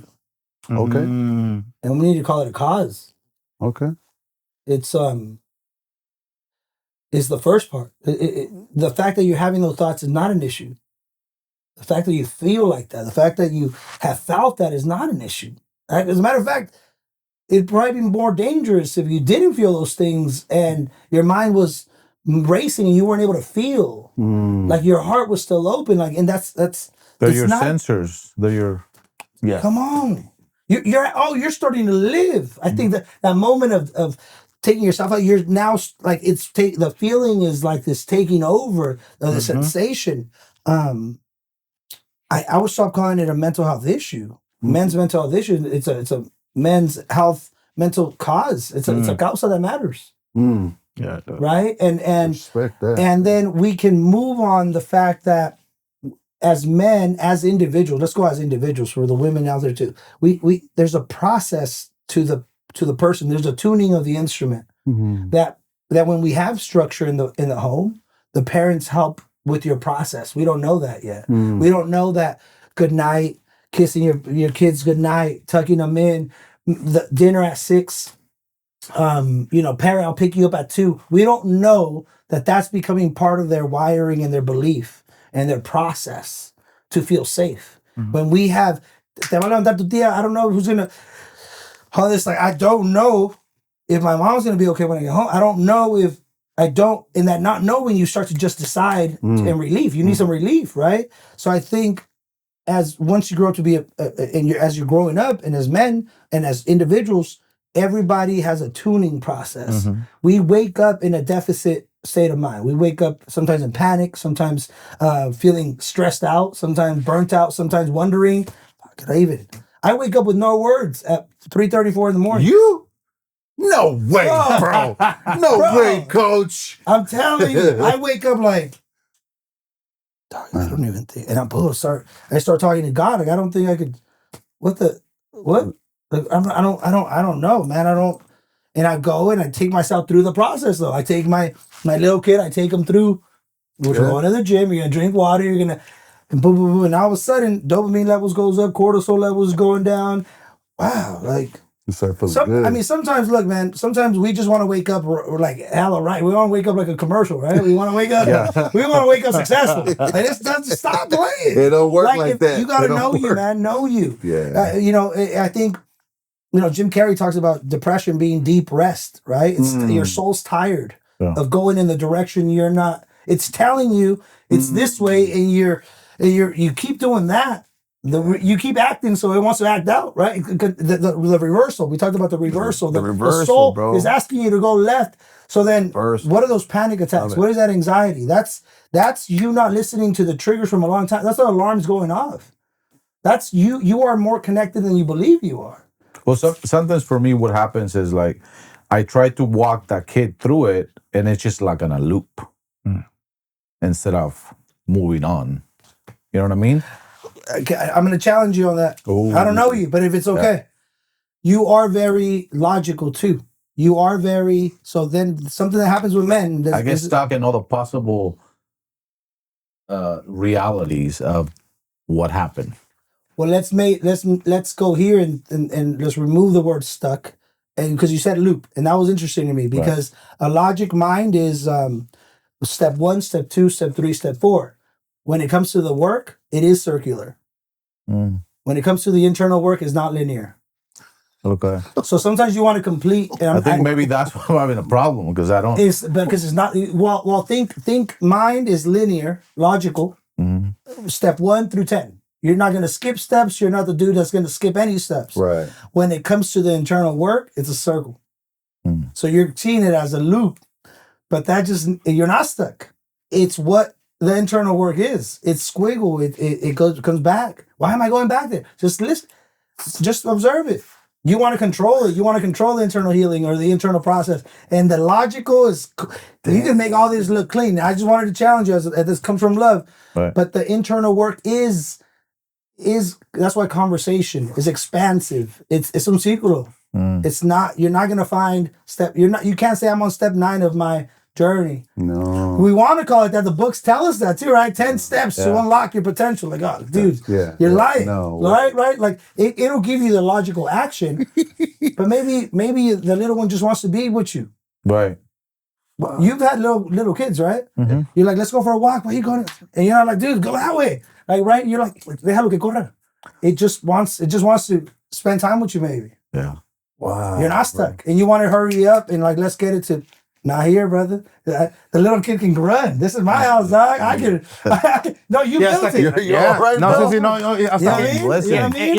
hasta que yo el adulto aquí, nos vamos a quedar hasta aquí. Right. Pero process, and it's a beautiful thing that you can. It's a beautiful thing that you can. And because the feeling of unfinished is what you're gonna have to deal with it, because you're not finished. You're still time. Yeah. So what I would do, or practice, because the logical mind a man still got to go to work, and you can't just be feeling and wondering all damn day.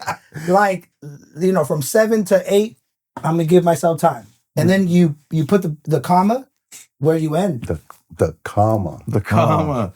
Yeah, because it don't stop. It don't stop. It don't stop. And then be like, all right, you're not, my bad. I thought it was a hurry up and play. No. Hurry up and say what. Come on, let's get. What's the point? It doesn't work like that. That's exactly what I tried to do. Yeah, okay. So I just see that. I'm like, a mind that works like this, a life. You build an entire life off of this skill. Some of us can't even, dude, I can't focus long enough to put something together. No, bro. But you can, you have the focus, but now it's called a zoom out. So you have the ability to zoom in. So then on the opposite side is zoom out, and let's just see what happens. No solution. You don't need to step in. You already stepped in. It's already safe. A ver qué. Damn, I didn't even remember that. But I'm seeing it you'll start to see all this unveiling and be like, dang. So then when you do that, you'll understand your little ones, and you'll understand your wife. You'll understand everybody else. Yeah. You're like, damn, I want to rush everybody to the answer, right? Success. 1, 2, 3. Right. Do it again. Confidence. 1, 2, 3. Like, it's how it works. Because that's what got me here. I know. But now you're looking to go. You wouldn't do this if you weren't. You're looking for fun. The little one have some fun. Let's go see what he's like. I got you, bro. I got That's you. why you love this dude. Because this dude, that's all he does. That's all he does, right? That's all he does. Like, let's go, Come bro. on, coach. Let's do another Come lap. on, coach. Let's do another lap. Let's go. Bottoms up, baby. Another round. I gotta go home, guy. I gotta go home. No, but I appreciate you like sharing that piece because that's what at times where the opposite, if it's all of that, it's all play, no work, right? And all focus, then you're just right. And sometimes I tell people they're just piling up bricks and calling it building. Yeah. They're not building, you're stacking bricks. Yeah. You know what I mean? With no intention, you're gonna do a lot of mistakes. You're gonna make a lot of mistakes, but that's how you learn. That's how you learn. Other people are like the measure twice, cut once, right? Those are those people, and then the other people are like, "Nah, I'm gonna shoot 10 times at it. Let me see if I can make it from here." We just want to take shots, ass, bro. Beautiful. He wants to, but it's in both are men. Yeah. And both are effective. Yes. Both just need to, as time goes, you shape your life to fit that man. Yes. Right? To protect that boy, to be that boy, to be like, all right, so to you doing the work is, all right, safe space, let's go. Mm-hmm. We're not stuck. Because if you were really stuck, none of this would be available. Mm-hmm. If you feel stuck, it's a feeling. But you're attempting to hurry up. Nah, that's messed up. Mm-hmm. Because you also said, this mind got me here, but also the other one being patient. Right. The feelings being patient. All right, cool. I'll wait, but when it's my turn, don't you rush me, God. Yeah, bro. You can't be disrespectful to your other side. The other side's like, come on. So I waited so I don't get none of the credit. So I don't get none of the credit for waiting my turn. Serious, come on, bro. Man. You just hit a home run right there, bro. It's so true. It is so true, bro. I feel like I should pay you at the end of this. Come on. Hey, let's go. Hey, my Venmo number is. Just scan it.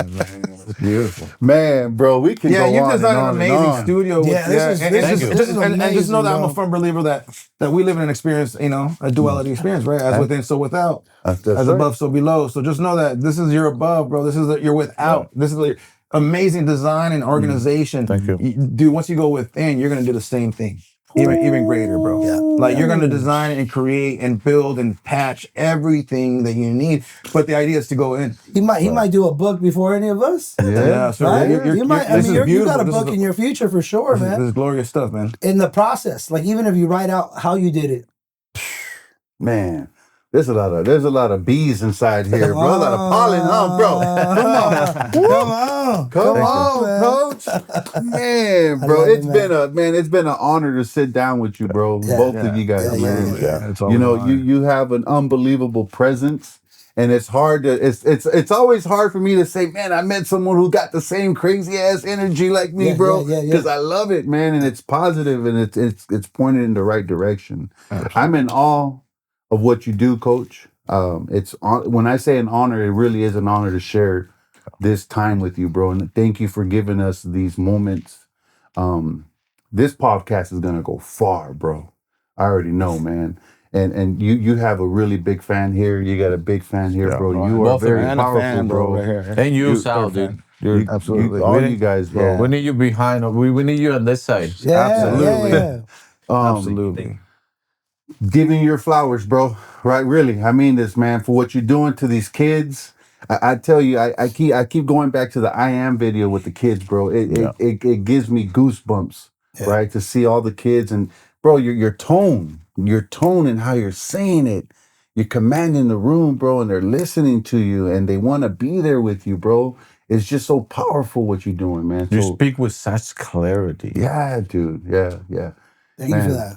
Thank you for that. Hey, before we hang this up, though, we always ask this quick question. Absolutely. If you can look into this, or the middle mirror, the camera, talk to yourself 10 years from now, bro. Where the expectations you have for yourself 10 years from now, what you want to, what you have done, what you're going to do, where you should be at in your life, right? All the goals you have accomplished by your 10 years. So in 10 years, when you talking, you know, in the presidency level, you know what I'm saying? 10 talking years? to the I'm world. gonna wait 10 years for that. When you talk right now. When you talking to the world, we want to be able to say, bro, hey, we sat him down for a couple hours and he gave us some blessings, man. Yeah. Okay, that camera or this one? The middle one. This one? Right? No, dude, this. See, I double checked. I double checked. Yeah, I'm sorry. Yeah, I mean, I'm twisted over here. Don't listen to me. I'm gonna just say yeah, my first is thank you. Thank you for staying in it. Thank you for keeping your heart open.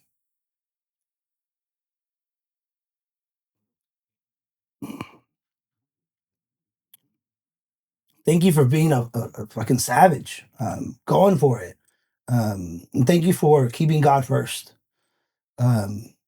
What's coming in the next 10 years is more of the seeds that have been planted.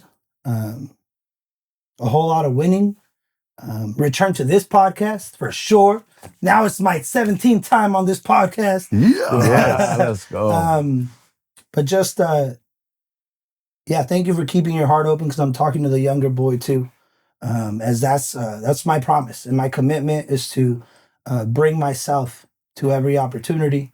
And as we expand, it don't matter if we're in Hawaii or in the rough neighborhoods of Salas. We give all out, because the journey is about becoming, and all these things that we get to have, and all the blessings. Continue to give, and to my 10-year-old, 10 years from now, I'm proud of you. I'm proud of you, and thank you for sticking with it, and standing on business. Gives open doors. God. God first, baby. Let's go. Ooh, give open doors. Come on. Ooh, I'm gonna steal that one. Take it. I'm gonna steal that one. You can't steal what I gave. Give it all. Give it all away, man. Give it all away. Give it all away. Roy, that's a tough one to follow. But come on, man. I just said it with you got some wisdom. With too. a hand right there. So 10 years from now, way to say yes when you were a child. Keep saying yes. Because your dreams keep coming reality. So keep saying yes. Go after your dreams. Thank you so much. Come on. Let's go. Come on. Yeah. This was such an amazing. Like I said, I truly feel like it was meant to be.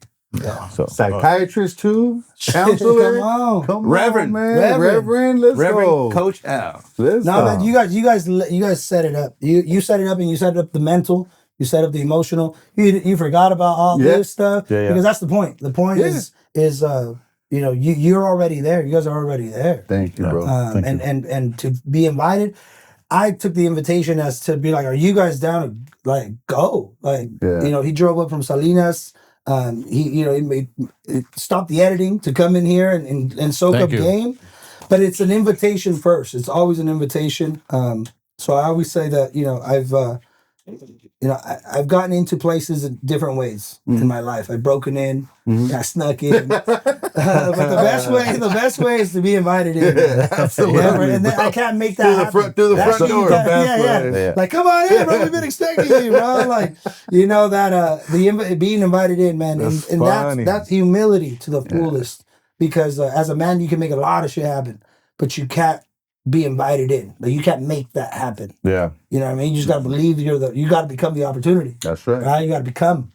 And to be invited to your home, to your space, this is a core memory for me for sure. Right on. Thank you. Thank you. I wanted to show up. Once I saw your hype video, I was like, damn, I need to show up, right? Damn. I can't just, like, come on, I can't take today off. Like, come on.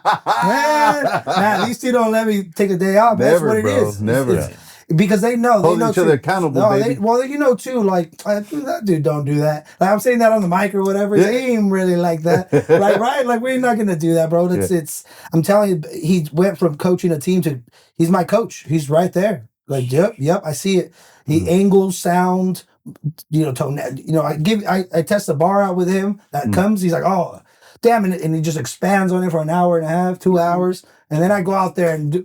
Man, I already said it. Man. Yeah. You know what I mean? We already sharpened it. We already You sharpened it. Or he says something, I'm like, can I use that? He said, use it. Boom. Damn, you know what bro. I mean? Like, yes. You guys come together like Voltron, bro. Come on, you man. know, Come on. Like Transformer. Remember So you that? guys spend tons of time with each other. He spends more time with me than my his family wife. now. Yeah. So I'm such a homebody. That's why I probably coach. Nah, I got shoved into coaching, but yeah, I'm such a homebody. I love being close to my family. Yeah. So this is definitely the opportunity to work with family and build something huge is unlike any other experience I've ever had. Yeah. I've always been working for other people, but building something, an empire with family is such an honor and a blessing.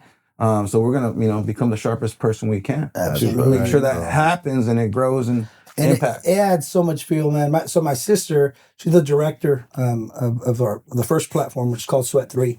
Okay. And we hire people that are into fitness, psychology, counseling, teaching, some sort of educational space, and we put them into school campuses. And they come in with that energy, so they mentor the youth. They put programs together, recreational, around fitness and wellness. And she became the director, so she has maybe about 40, 45 people under her that work with her. And it's the same. We do more speaking and travel, right? But like when I know he's leaving, and sometimes it's a day after a gig, or we got to make it back because it's his daughter's birthday or my niece's birthday, whatever it might be, right? Like all of that adds to we're not out here fucking around. No, I don't know. Yeah. I'm not out here. I'm gonna see. We're winning, bro. Yeah. Oh, they love you. Of course they fucking love you. We already do the work. Like, we're not. It doesn't matter. It's like, a little whatever, a little sick or whatever. We're not sick. Like, we like when mission minded is so interesting, man. Yeah. Mission. Because like word. A mission, like I tell people that want to build a business versus a mission. And I'm like, well, in order to go on a mission, you're going to make a lot of dumb business decisions. They're not going to make any sense. But when that's fulfillment, people are like, dude, that's not. Don't worry about it. It is. Right? Yeah. You're putting yourself in that corner, and it's like, it's a mission. It's that'll kill it. We don't burn the ships, it baby. Can't be like, it can't be, it can't be like, oh, how's it going? Oh, fucking, I don't know. So whatever. No. You're not on my team, dog. No. And it's always, it's always. That's why anything like this outside of that, it's like invitations. No obligation invitations, and they always show up, man. People who show up. I say, a team is who you eat with, and the squad is who you cook with. Ooh. Right? These motherfuckers show up and cook. They show up and cook, and then they stay and clean. Right? That's what the squad does, so that everybody else can have a good time. Yeah. So the team has a good time. The team's in the picture. The team all gets a little nice little ribbon and whatever. But the squad knows. What everybody else ain't even willing. We're locked and loaded, baby. Come on now.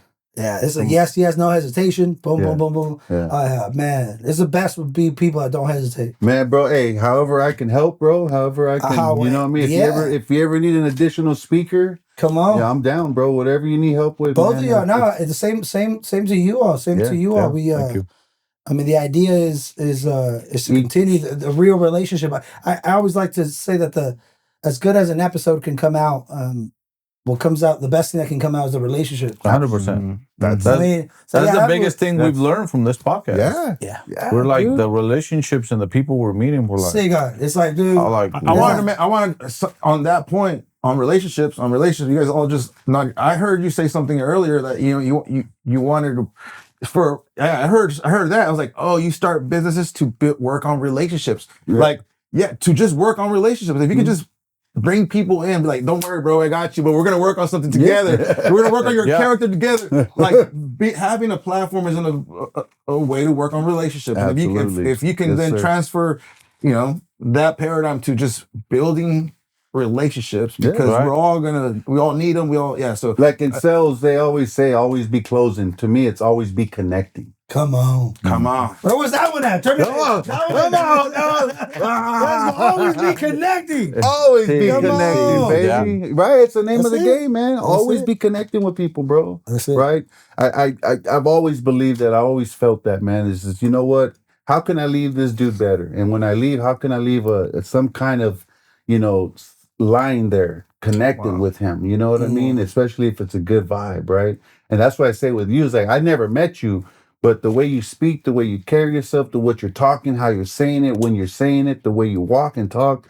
Like, I know this guy. I know him. I just know him, And that big hug in the front was like, bro, I don't know you, but I know you. You dig? Yeah, absolutely. So, it's how you really know someone. It's how you really know someone. It's how long or how you know. Yeah, absolutely. And you can tell when you speak. Like, that's why when I was saying you speak with such clarity, it's like, you can read the words on a page. Yeah. But you're like, that's why it didn't surprise me when you say you don't prepare. You just kind of speak and stuff. Oh no, prepare. It happens. No, but I mean, like, it's not like a script. Oh no, right? Man, like the words have been there. It's like we know the words, right? But the they need life. They're just like anything else. Drumsticks, it's an instrument. He's got to rock. He's got to show enthusiasm, and then we like the drums. Yeah. But they've been there. Like the instruments are there, right? The instruments are all the way around us. Mm-hmm. Words have been. You're using the same words I got. I mean, I'm just gonna add some life. Yeah. Like, I don't mean it more. I'm just And then I like talking to people about, like, when you move from confidence, stop looking for what you're looking for. Like Eckhart Tolle talks about this, and he's an incredible dude. Sounds familiar. He talks about whatever it is that you're looking for, you live in the emptiness of that thing. So when you're looking for love, you live in lack of. When you're looking for purpose, you live in lack of. When you're looking for so the body doesn't know. The body is experiencing the lack of the thing you're looking for. That's his theory. Now so people will have different comments on that shit. Yeah. But the idea that makes sense though. Of like, if I'm now what ends up happening is you stop looking for confidence and you just attempt builds confidence, kind of what I do, right? But then I'm like, then you find conviction. Because you're not talking about what you think. You're talking about what you feel and what you've lived through. No, I'm not telling you what the fact is. I'm telling you what the fact is. Like it's not. We're not talking about the same thing. You're like, oh, no pain, no gain. Really? What pain are we talking about? You know what I mean? Like don't just give me like to all things that wait, to all people who wait. Really, motherfucker? Right? Like you've been waiting, you waited for Pops. You're like, nah, fuck that. Motherfucker never came. Exactly. All good things come to people who wait. Don't give me that shit. Exactly. You have to get activated. You have to pick yourself up, and you have to go become the man you've been waiting for. 100%, bro. So not all apply, bro. Like I get it. Yeah. And all those quotes are beautiful. All quotes are beautiful. But they don't apply to everybody. Give me conviction. Yeah. I tell people, we talk about this too, I don't want people with ideas around me. I want people with stories. Ooh. Yeah. Because what's the difference? Come on, we man. did it. Don't give me the idea, motherfucker. You think I need ideas? I don't need ideas, bro. Like, I got ideas. Give me a story, though. Let's get juiced. Let's go, baby. I got you. And the story's way there. I got an idea for you guys. Give me another fucking idea. I don't need an idea, guys. You haven't done shit. Right? Yeah. Ideas come with liabilities. Exactly. Or I got the idea for your story. Come on. You know what I'm saying? That's where the camera guy comes. Yeah. When you're telling your story, let's add this to that. You know what I mean? Go. Come on, man. Come on, bro. You guys are in there. You guys are in there, man. Let's go, baby. But it's what it is, man. Conviction is beautiful. And I like to, it's super interesting because I'll get called motivational speaker or I'll get called all these things. And I'm like, no, is no one listening? Like I'm talking about the dark, the pain, like no one's fucking listening. And sometimes it's like I'm inside a fishbowl. And I'm like, motherfucker, I'm telling you, this shit hurts. Like, like what? Oh, I'm inspired. You know what I mean? Like it's desperation, bro, not inspiration. You think this motherfucker came from this? Oh, I saw a video. Yeah. And I fucking wanted to become. Shut your ass up! I had no other option. I have no other option. I gotta get out the fucking projects. Yeah. What are you talking about? Inspiration. Motherfucker, desperation. Look around. We need to go. We need to go, bro. Yeah. It's like we move on. Burn the boats. Yeah. Burn the ships. That's right. Burn those motherfuckers. You're not inspired, bro. When you're really moving, you're not inspired. You're fucking. You're desperate. And that's what happened to me. Like what I told you, bro, is like I have to make it. I gotta make a fucking decision right now. Let's go. Right. Let's burn the ships, bro. There's no plan B. Because you know how to operate under desperation. Yeah, You're like, I ain't gonna fucking bitch up. Like, I'm already hood tested, right? Yeah, I'm already hood tested. I'm already battle tested. Let me ask you a question. Just a question. Desperation. Desperation. Yeah. Let's go. Depressed. Desperation is above. The frequency of desperation is above depression. Oh wow! Say that again. Yeah, like the frequency of desperation is above depression. Yeah, depression. You're apathetic. Desperation. Yeah, it feels like you feel sad. You feel negative. The fight is in you though. But you're like activated. The fight is in you. The fight is in you. Your dog's activated. You're like, oh, fuck, I need to fucking. Oh shit. Yeah, that beast is like at the cage that we were talking about. And that's exactly what I needed, bro. I was like, all right, bro, this is it. I got to make a move right now where it's no plan B. There's no running back. I told my wife, if this shit don't work, you're flipping burgers at Burger King. I'm flipping burgers at McDonald's. Sometimes I envy that. Sometimes I envy that. I attempted Plan B. No, that's what I'm saying. That's what I'm saying. No, I've been doing Plan B. Like, come on, let me just do it. No, hell no. God, let me just make this money, dog. No, he didn't let me. After a while, at 19 years old, he closed this idea of Plan B. I've never gone without a job. Yeah. And for once in my life, I applied at 370 something jobs. Didn't get a call back. This dude didn't get a call back. I was certified. I had all my. Let me just get this money. I'm struggling. Yeah, I got to work. Nah. I'm like, fuck. Nobody called me. Never in my life have turned in so many applications. Not one called me back. No way, brother. The only one that called me back was the Boys and Girls Club. Yeah. To speak to youth. But what do you think is the difference? Because I'm curious. Me and him have this conversation all the time. Yeah. About like, it's not just if you want it hard enough, if you work hard enough. Because there's a motherfucker, mining coal or some mineral in the Congo right now that's working harder than all of us. Put together. That is not getting the opportunity.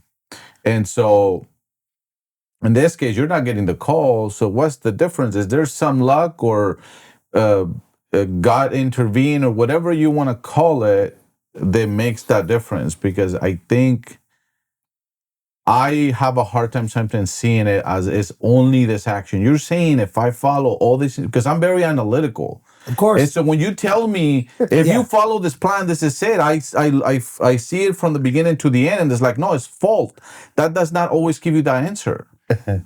That's a bullshit saying. I'll tell you what you're doing. I'll tell you what you're doing right now. This allows for random to happen. That's what. No, of course.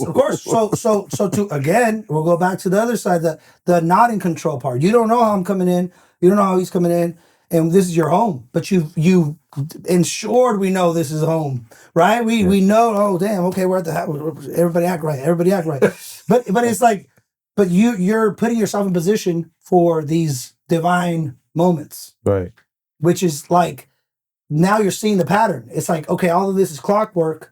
Yeah, but from here to here, let's let some random stuff happen. And then you learn, you grow, so it's people who are either they got the whole plan, leave room for God. Nature or God. Leave room for God. Let's go.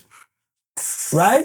I'm gonna give you this one. I'll give you this because you're my boy, man. You're my boy. Over check here, this out. Analytical, nature. So the spiritual dude, so the I just roll the fucking dice, bro. I love that. Come on, big dog. I know. I'm not really on shaking his head. No, don't roll the dice. No, but the idea is that so the Navajo people, I read this and I was mind blown. So they found out how to quilt, right? How to knit. So they're knitting these quilts for each other, and their philosophy, once they learned the pattern, was to create an error on purpose. Because only then it was sacred. Because their idea of nature, their idea of analytics, their idea, right, is to create a space, and in that void, in that mistake, that's where they made the entire quilt sacred, because now that's God's spot. So they would create that because if it was man-made, they couldn't be sacred. But yeah, that's why wood is beautiful. Of course. Right? It's in the imperfection of the wood that the beauty comes. Of course. And same thing with everything else that is rare. That's why it's beautiful. Yes. Because of the imperfection. Yeah, so the ability to zoom out and be like, have worked out the way it was supposed to work out. Versus you're the setup man for all your life things. Don't stop being the analyst. We needed you. We need you, dog. We do, bro. We can't just be taking chances out here. Hold on, dog. We need to roll that shit. Right. I'm focused on the data. I'm with data. But the idea is to know that about you, to then be able to make room for the other part, and then God starts to come in. I think I'm having, and I think you hit it right in the head. It's like I'm having a hard time with that, with allowing that part, because I have a weird. I don't think I've ever had a proper relationship with God, or whatever you want to call it, because I grew up Catholic, but like I didn't have a choice, right? You just grow up, you're Catholic. Yeah, you got baptized. Nobody asked me if I wanted to get baptized, or all of that. Not to say that it's bad, but like that is not. You can't just tell me this is your belief and now I believe it. And so 100%. You see what I'm saying? I love it. And again, I've always had a little bit of a not problem, but understanding with religion, which I see religion and God as two different things. Of course. Again, because I'm so analytical, if you tell me something, I'm gonna follow it through. And if the answer is negative, like you're not telling me the truth. And a lot of the not necessarily is not God, is some of the practices or traditions that kind of don't make sense. Right. That have always kept me away from fully like having a relationship, because I'm like, this doesn't make sense. Yeah. Right? Like you're asking me that I have to like I don't know. Yeah, whatever it might be. Whatever it could be. There can be multiple things that just have nothing to do with God. Right. And so like lately I'm like, I've always had a relationship kind of like, I've always believed in God. I always believe in a higher being. And I talked to that person or thing. Yeah. But I don't talk to them in a religion-based way. And why do you think that that's not proper? Because you called it proper. I don't know. Okay, I don't so know. answering those questions, because you're saying words like not a proper relationship, but yet you just described it to me exactly. The religion and God is different. I talk to God, but it's almost like you're an architect, bro. Imagine like God made you an architect to create the life that we needed. That the people that came before, you don't know what you've been like. You probably don't know what your generational lineage needed you to do and why you were given the sensitivity of logic. You probably won't know that, and you still moved on it. You don't know why you're like that. You can say, well, it's because growing up. No. I'm talking about you don't just learn logic. You don't just learn to be so detailed. No, I've had it. Yeah. You've had it, but maybe there were so many details missed in your generational lineage. Oh shit, that's fucking deep. That you don't need an explanation for. Why don't you need that data to believe that? Because you're like, no, this is how I am. Right. Well, how do you believe that? How are you moving on that? Where was the result? Where was the data? Where are the numbers? Where's the explanation of how you are? Because you're moving, you build a whole life believing it. So that right there is that faith of like understanding that you won't understand. You accepted your role without questioning. You're like, no, that's the one thing you've been saying. No, bro, I'm like that. No, I'm like that. I'm like, who is this? Just because we can see that. No, like what makes you believe that? And that ability to believe something without data, you've been producing that. So whatever it is that you believe, you will produce. Yeah, because that's the one thing I know that is in me. Like it's just undeniable. How? I could be like, nah. Because I believe in it. How? Because you believe it, and believe is faith. Yeah. Faith and belief is just the same thing. Come on, coach. Yeah. You know what I'm saying? It's not nothing better. It's like your lineage needed a detail. You're carrying like probably obsessive detail like that. You're like, this is not normal at all. And it's because of somebody did not pick up the tab. Somebody did not process that thing. Yeah. Somebody dropped the ball, bro, over and over. And then and now you got to create you probably went from here to like creating a life that's like, what the fuck happened? Right, the trajectory, and now your kids would not even understand where you came from, right? And that's something that happens in real life. Or they don't get to understand the So you just hit something. Yeah. Like chapter 5, bro. Chapter 5. I'm like, I think the reason I speak like this, Otani over here, Otani. I'm like, dude, where I get empathy, like where I like the heart, get to understand that. The heart, bro. Like it comes from like, oh my, how many? Where in my lineage were they like oppressed and suppressed and not able to speak and like tortured and like not able to talk? Like, why do I speak like I need you to know today before I go? Like, why is this sense of urgency? Die, chill the fuck out. And I'm like se me va la voz, right? Yeah. Because it's not, you're not hearing me, you're feeling them. Yeah. Right? Like when you're doing something, bro, there's something deep rooted in you that it doesn't start with you. It doesn't start with and strengths. You said generational. People talk about generational trauma.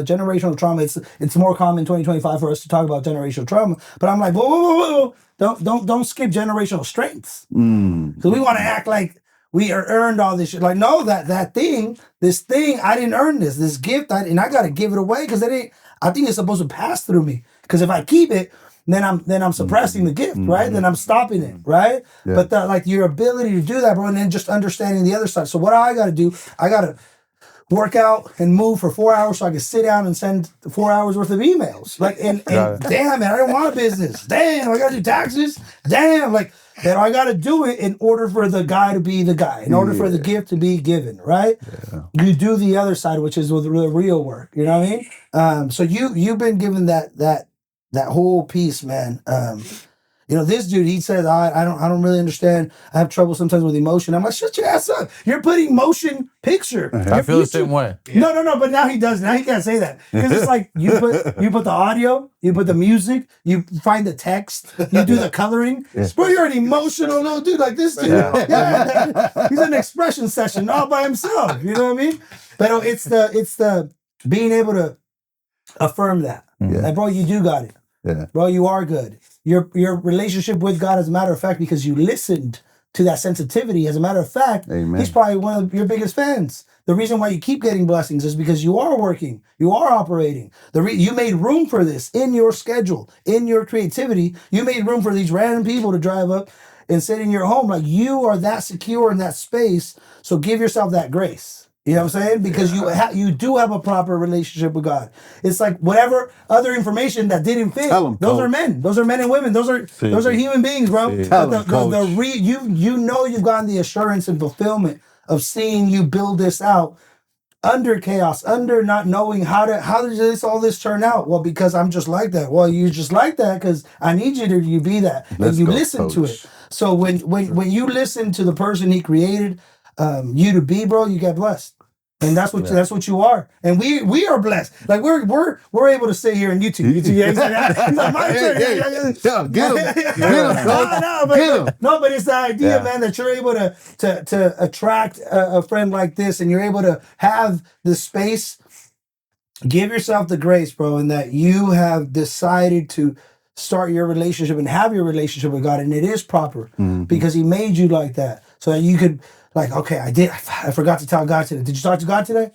Damn, I forgot how to, you're going to be that on schedule. He knows this dude calls at 8 a.m. every day. Like, you know what I mean? And maybe you have just done it from a lens of like, you're thanking God more so than asking. Right. And that's the proper way to do it. That's the proper way to do it because there's a lot of people out here praying for the thing to come. And he's like, motherfucker, I made you. Yeah. He made the tree, not the house. I can subscribe, not that there's anything wrong with it, but that's actually one of my issues. Like when people tell me, you just ask God and you're going to get it. Like I just can't get past that. I'm like, no, that's not me.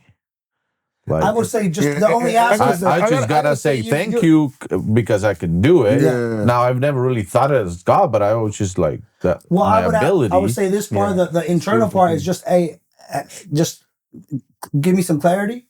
Right. God, I'm asking for clarity. Right. So that I can understand what this move is. Yeah.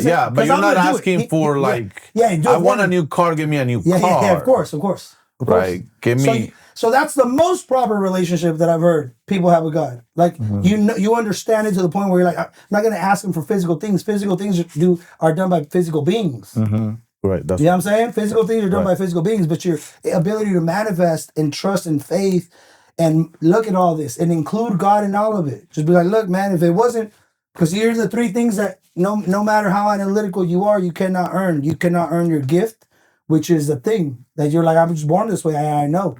Damn.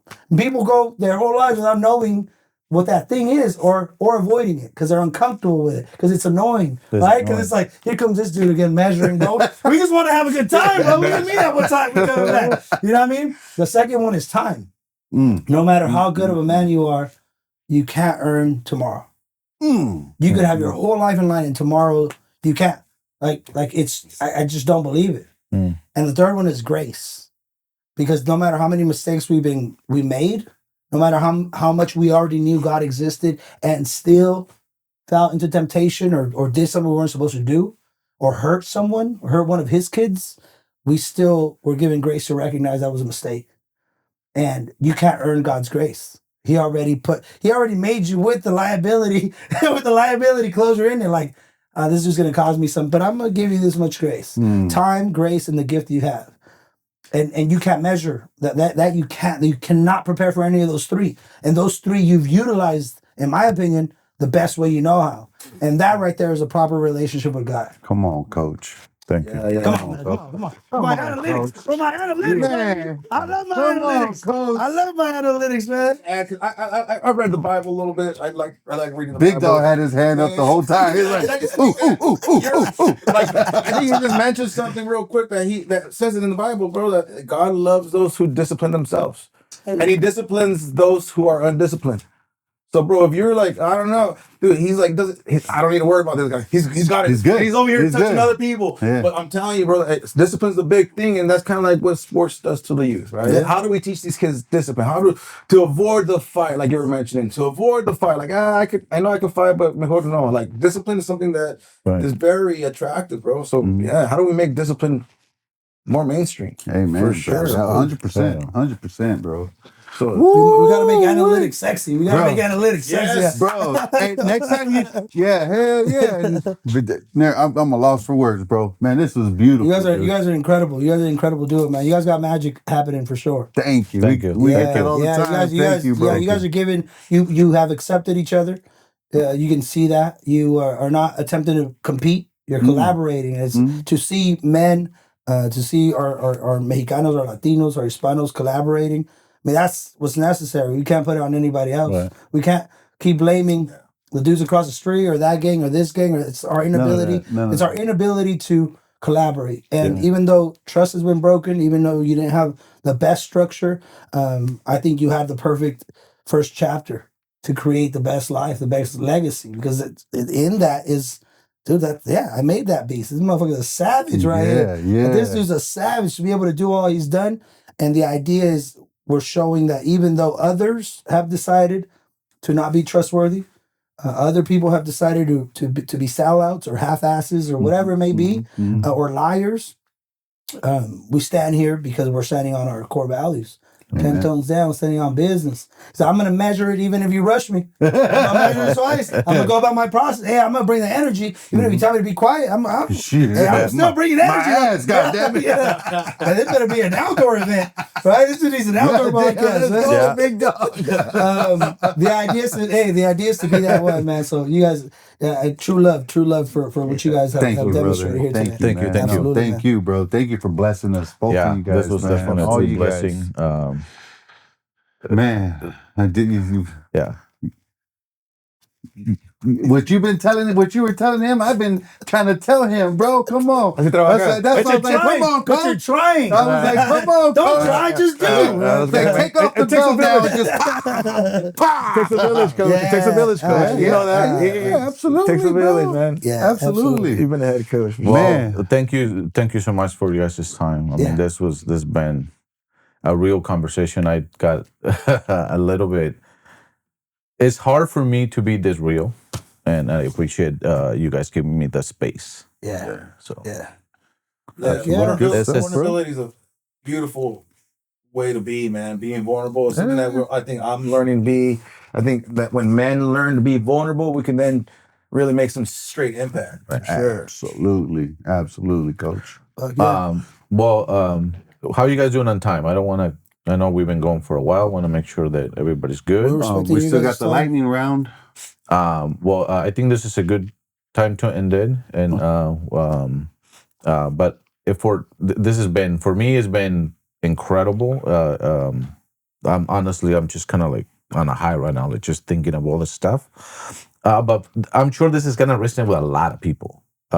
So what is one thing you guys will want to leave people with, of something to learn from this conversation? If you were gonna pick one thing of, this amazing conversation we've had over, I don't know how. Well, the four of us are going? I'll go first so that we can close with Coach L. I definitely think you're a great closer. And he said, I want to go after your ass yeah, again. that was tough, man. That was tough. I'm a connector. I feel you, boy. I'm there all the time. So yeah, I think the message for today is definitely use your ability to dream and imagine a better life, and remember it, right? Because there's so many distractions. So please remember that better life that we have inside of us. It's gonna have to sometimes purge out, sometimes build out, but definitely say yes to that inner world and that better picture. So keep dreaming and then work towards it. We're meant to work. Yeah, let's go, baby. You going this way? No, you, bro. You too. Let me see. From this conversation,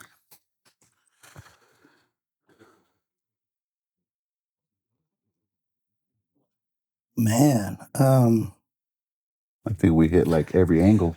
nah, it's I would say that this completed the vision for me of I've seen men who are analytical, who are learning from men who understand how to be disciplined in their actions and their measurements, and we need them. We need the strong-minded men that are able to put the thought before the feeling, and that's necessary at times. I've also been around men who are physically strong and are able to do things with their bodies that are meant for greatness, and there's a strength in our physical abilities. And today I got to know men who were all willing to demonstrate what a strong heart is, who did not hesitate when they said the word love, who did not hesitate to shed a tear, to do not hesitate to feel.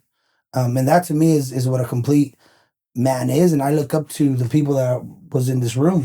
You guys talked about your internal, your external, and I just know that I gained a whole lot of knowledge, not only on how to move, but on who I can count on. So I'm looking forward to continuing the relationship, because as good of an episode that it can be, again, the relationship is already reached. For me, you guys are my top 5, top 10 people. I need to make sure that I continue to soak up game in the areas where I know I can grow. So thank you, men. Absolutely. Thank you. Absolutely. Good stuff. Oh, you want me to go too? I mean, well, hey, man. Oh, bro. I still can't believe that I'm sitting next to you, bro. That's crazy, man. It's amazing. I'm telling you, like, I remember when I first ran into it, I was like, bro, who is this guy? Where did he come from, man? We've sent back and forth clips like hundreds of times. Yeah, bro, 100%. Yeah. Man, I learned that you could always learn more. You never stop learning, right? One of my coaches told me a long time ago, bro, he said, Danny, God gave you 2 ears and 1 mouth. You know what? Shut up and listen more. Right? And today, bro, you were the coach. You were the sensei, man. You know what I mean? I sat back, I shut up and just listened to everything you were saying, how you were saying it. And I want to thank you. You just opened me up more to more clarity that I needed. You said a couple words that just honestly put me on my heels. Thank you, bro. Thank you guys. Thank all of you guys, man. Yeah. This podcast is unbelievably the best one I've done yet, bro. Thank you. Appreciate it, man. Appreciate it, man. Amen. Well said. All right, so this is it, guys. All right. Easy. He's gonna do his on his own. It's gonna be him. And like, no, that's not what he was wearing. An AI voice and shit. Like, You don't know me. he's gonna have a script. He knows you, bro. Watch. That's not what he said, bro. Remember what he said. Say Sora right there. Remember what he says. So when he says it, that's not what he said, bro. He have a pinky ring on and everything, bro. I wasn't crying. No, I wasn't. A throne. Like what I think. Come on, big dog. No, I think for me, a few things. First of all, thank you for your time, and thank you again, really, for the space and just the same thing, the clarity and just the challenging of. It was like a challenging conversation I needed, if that makes any sense. You know, I came in with this already. I woke up today and I was like, I gotta just try something different. Mm-hmm. And so that's why I think I put myself in a different space. Oh. So yeah, that will be the part. Just like move forward, like do whatever you feel that needs to be done, and then just adjust from there. So that will be, I think, the thing that I will want people to take. Just take a step. Amen, brother. But yes, I love it. So you came in saying, today I'm going to try something different. Yeah. Again, to your relationship with God. Get him, coach. That, bro. Like we walk into rooms, we're like, Yeah, intention. we set an intention, and I'm like, what the fuck? The room was ready for it? Yeah. How did man, I'm not even really doing nothing. Right? So the tuning of saying, whatever, I'm going to do something different today. I am going to do something different today. Why? Exactly. Why? Wow. And then and then I show up, right? And we show up, and it's like, oh, this is why. Got it. That's why and then you said, that's why I believe I was in the space, ready to receive. God is good, bro. Before even walking in. All the time. Yeah, man. So I would double down on how your relationship is with God right now. Hey, I would double down. I be hitting him with Jesus all the time, bro. Like, I'm just gonna say that double down on however your relationship is, double down on that way. Because for you to have you know what? Let me do something different. You came in ready to receive, and that's success. I'm just saying, brother. I'm just saying. Well, thank you, guys. Appreciate it. Come on. Guys, you guys know what time it is. Yeah. Like, follow, and subscribe. Leave us a comment. Don't make fun of me for crying. Right. Never, bro.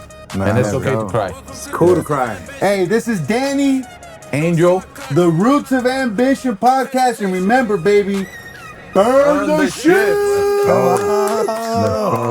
Let's go. No, bro. Thank you, man. Seriously, man. Thank you. Thank you. Man. You too, brother. What Hey, hold on. You get.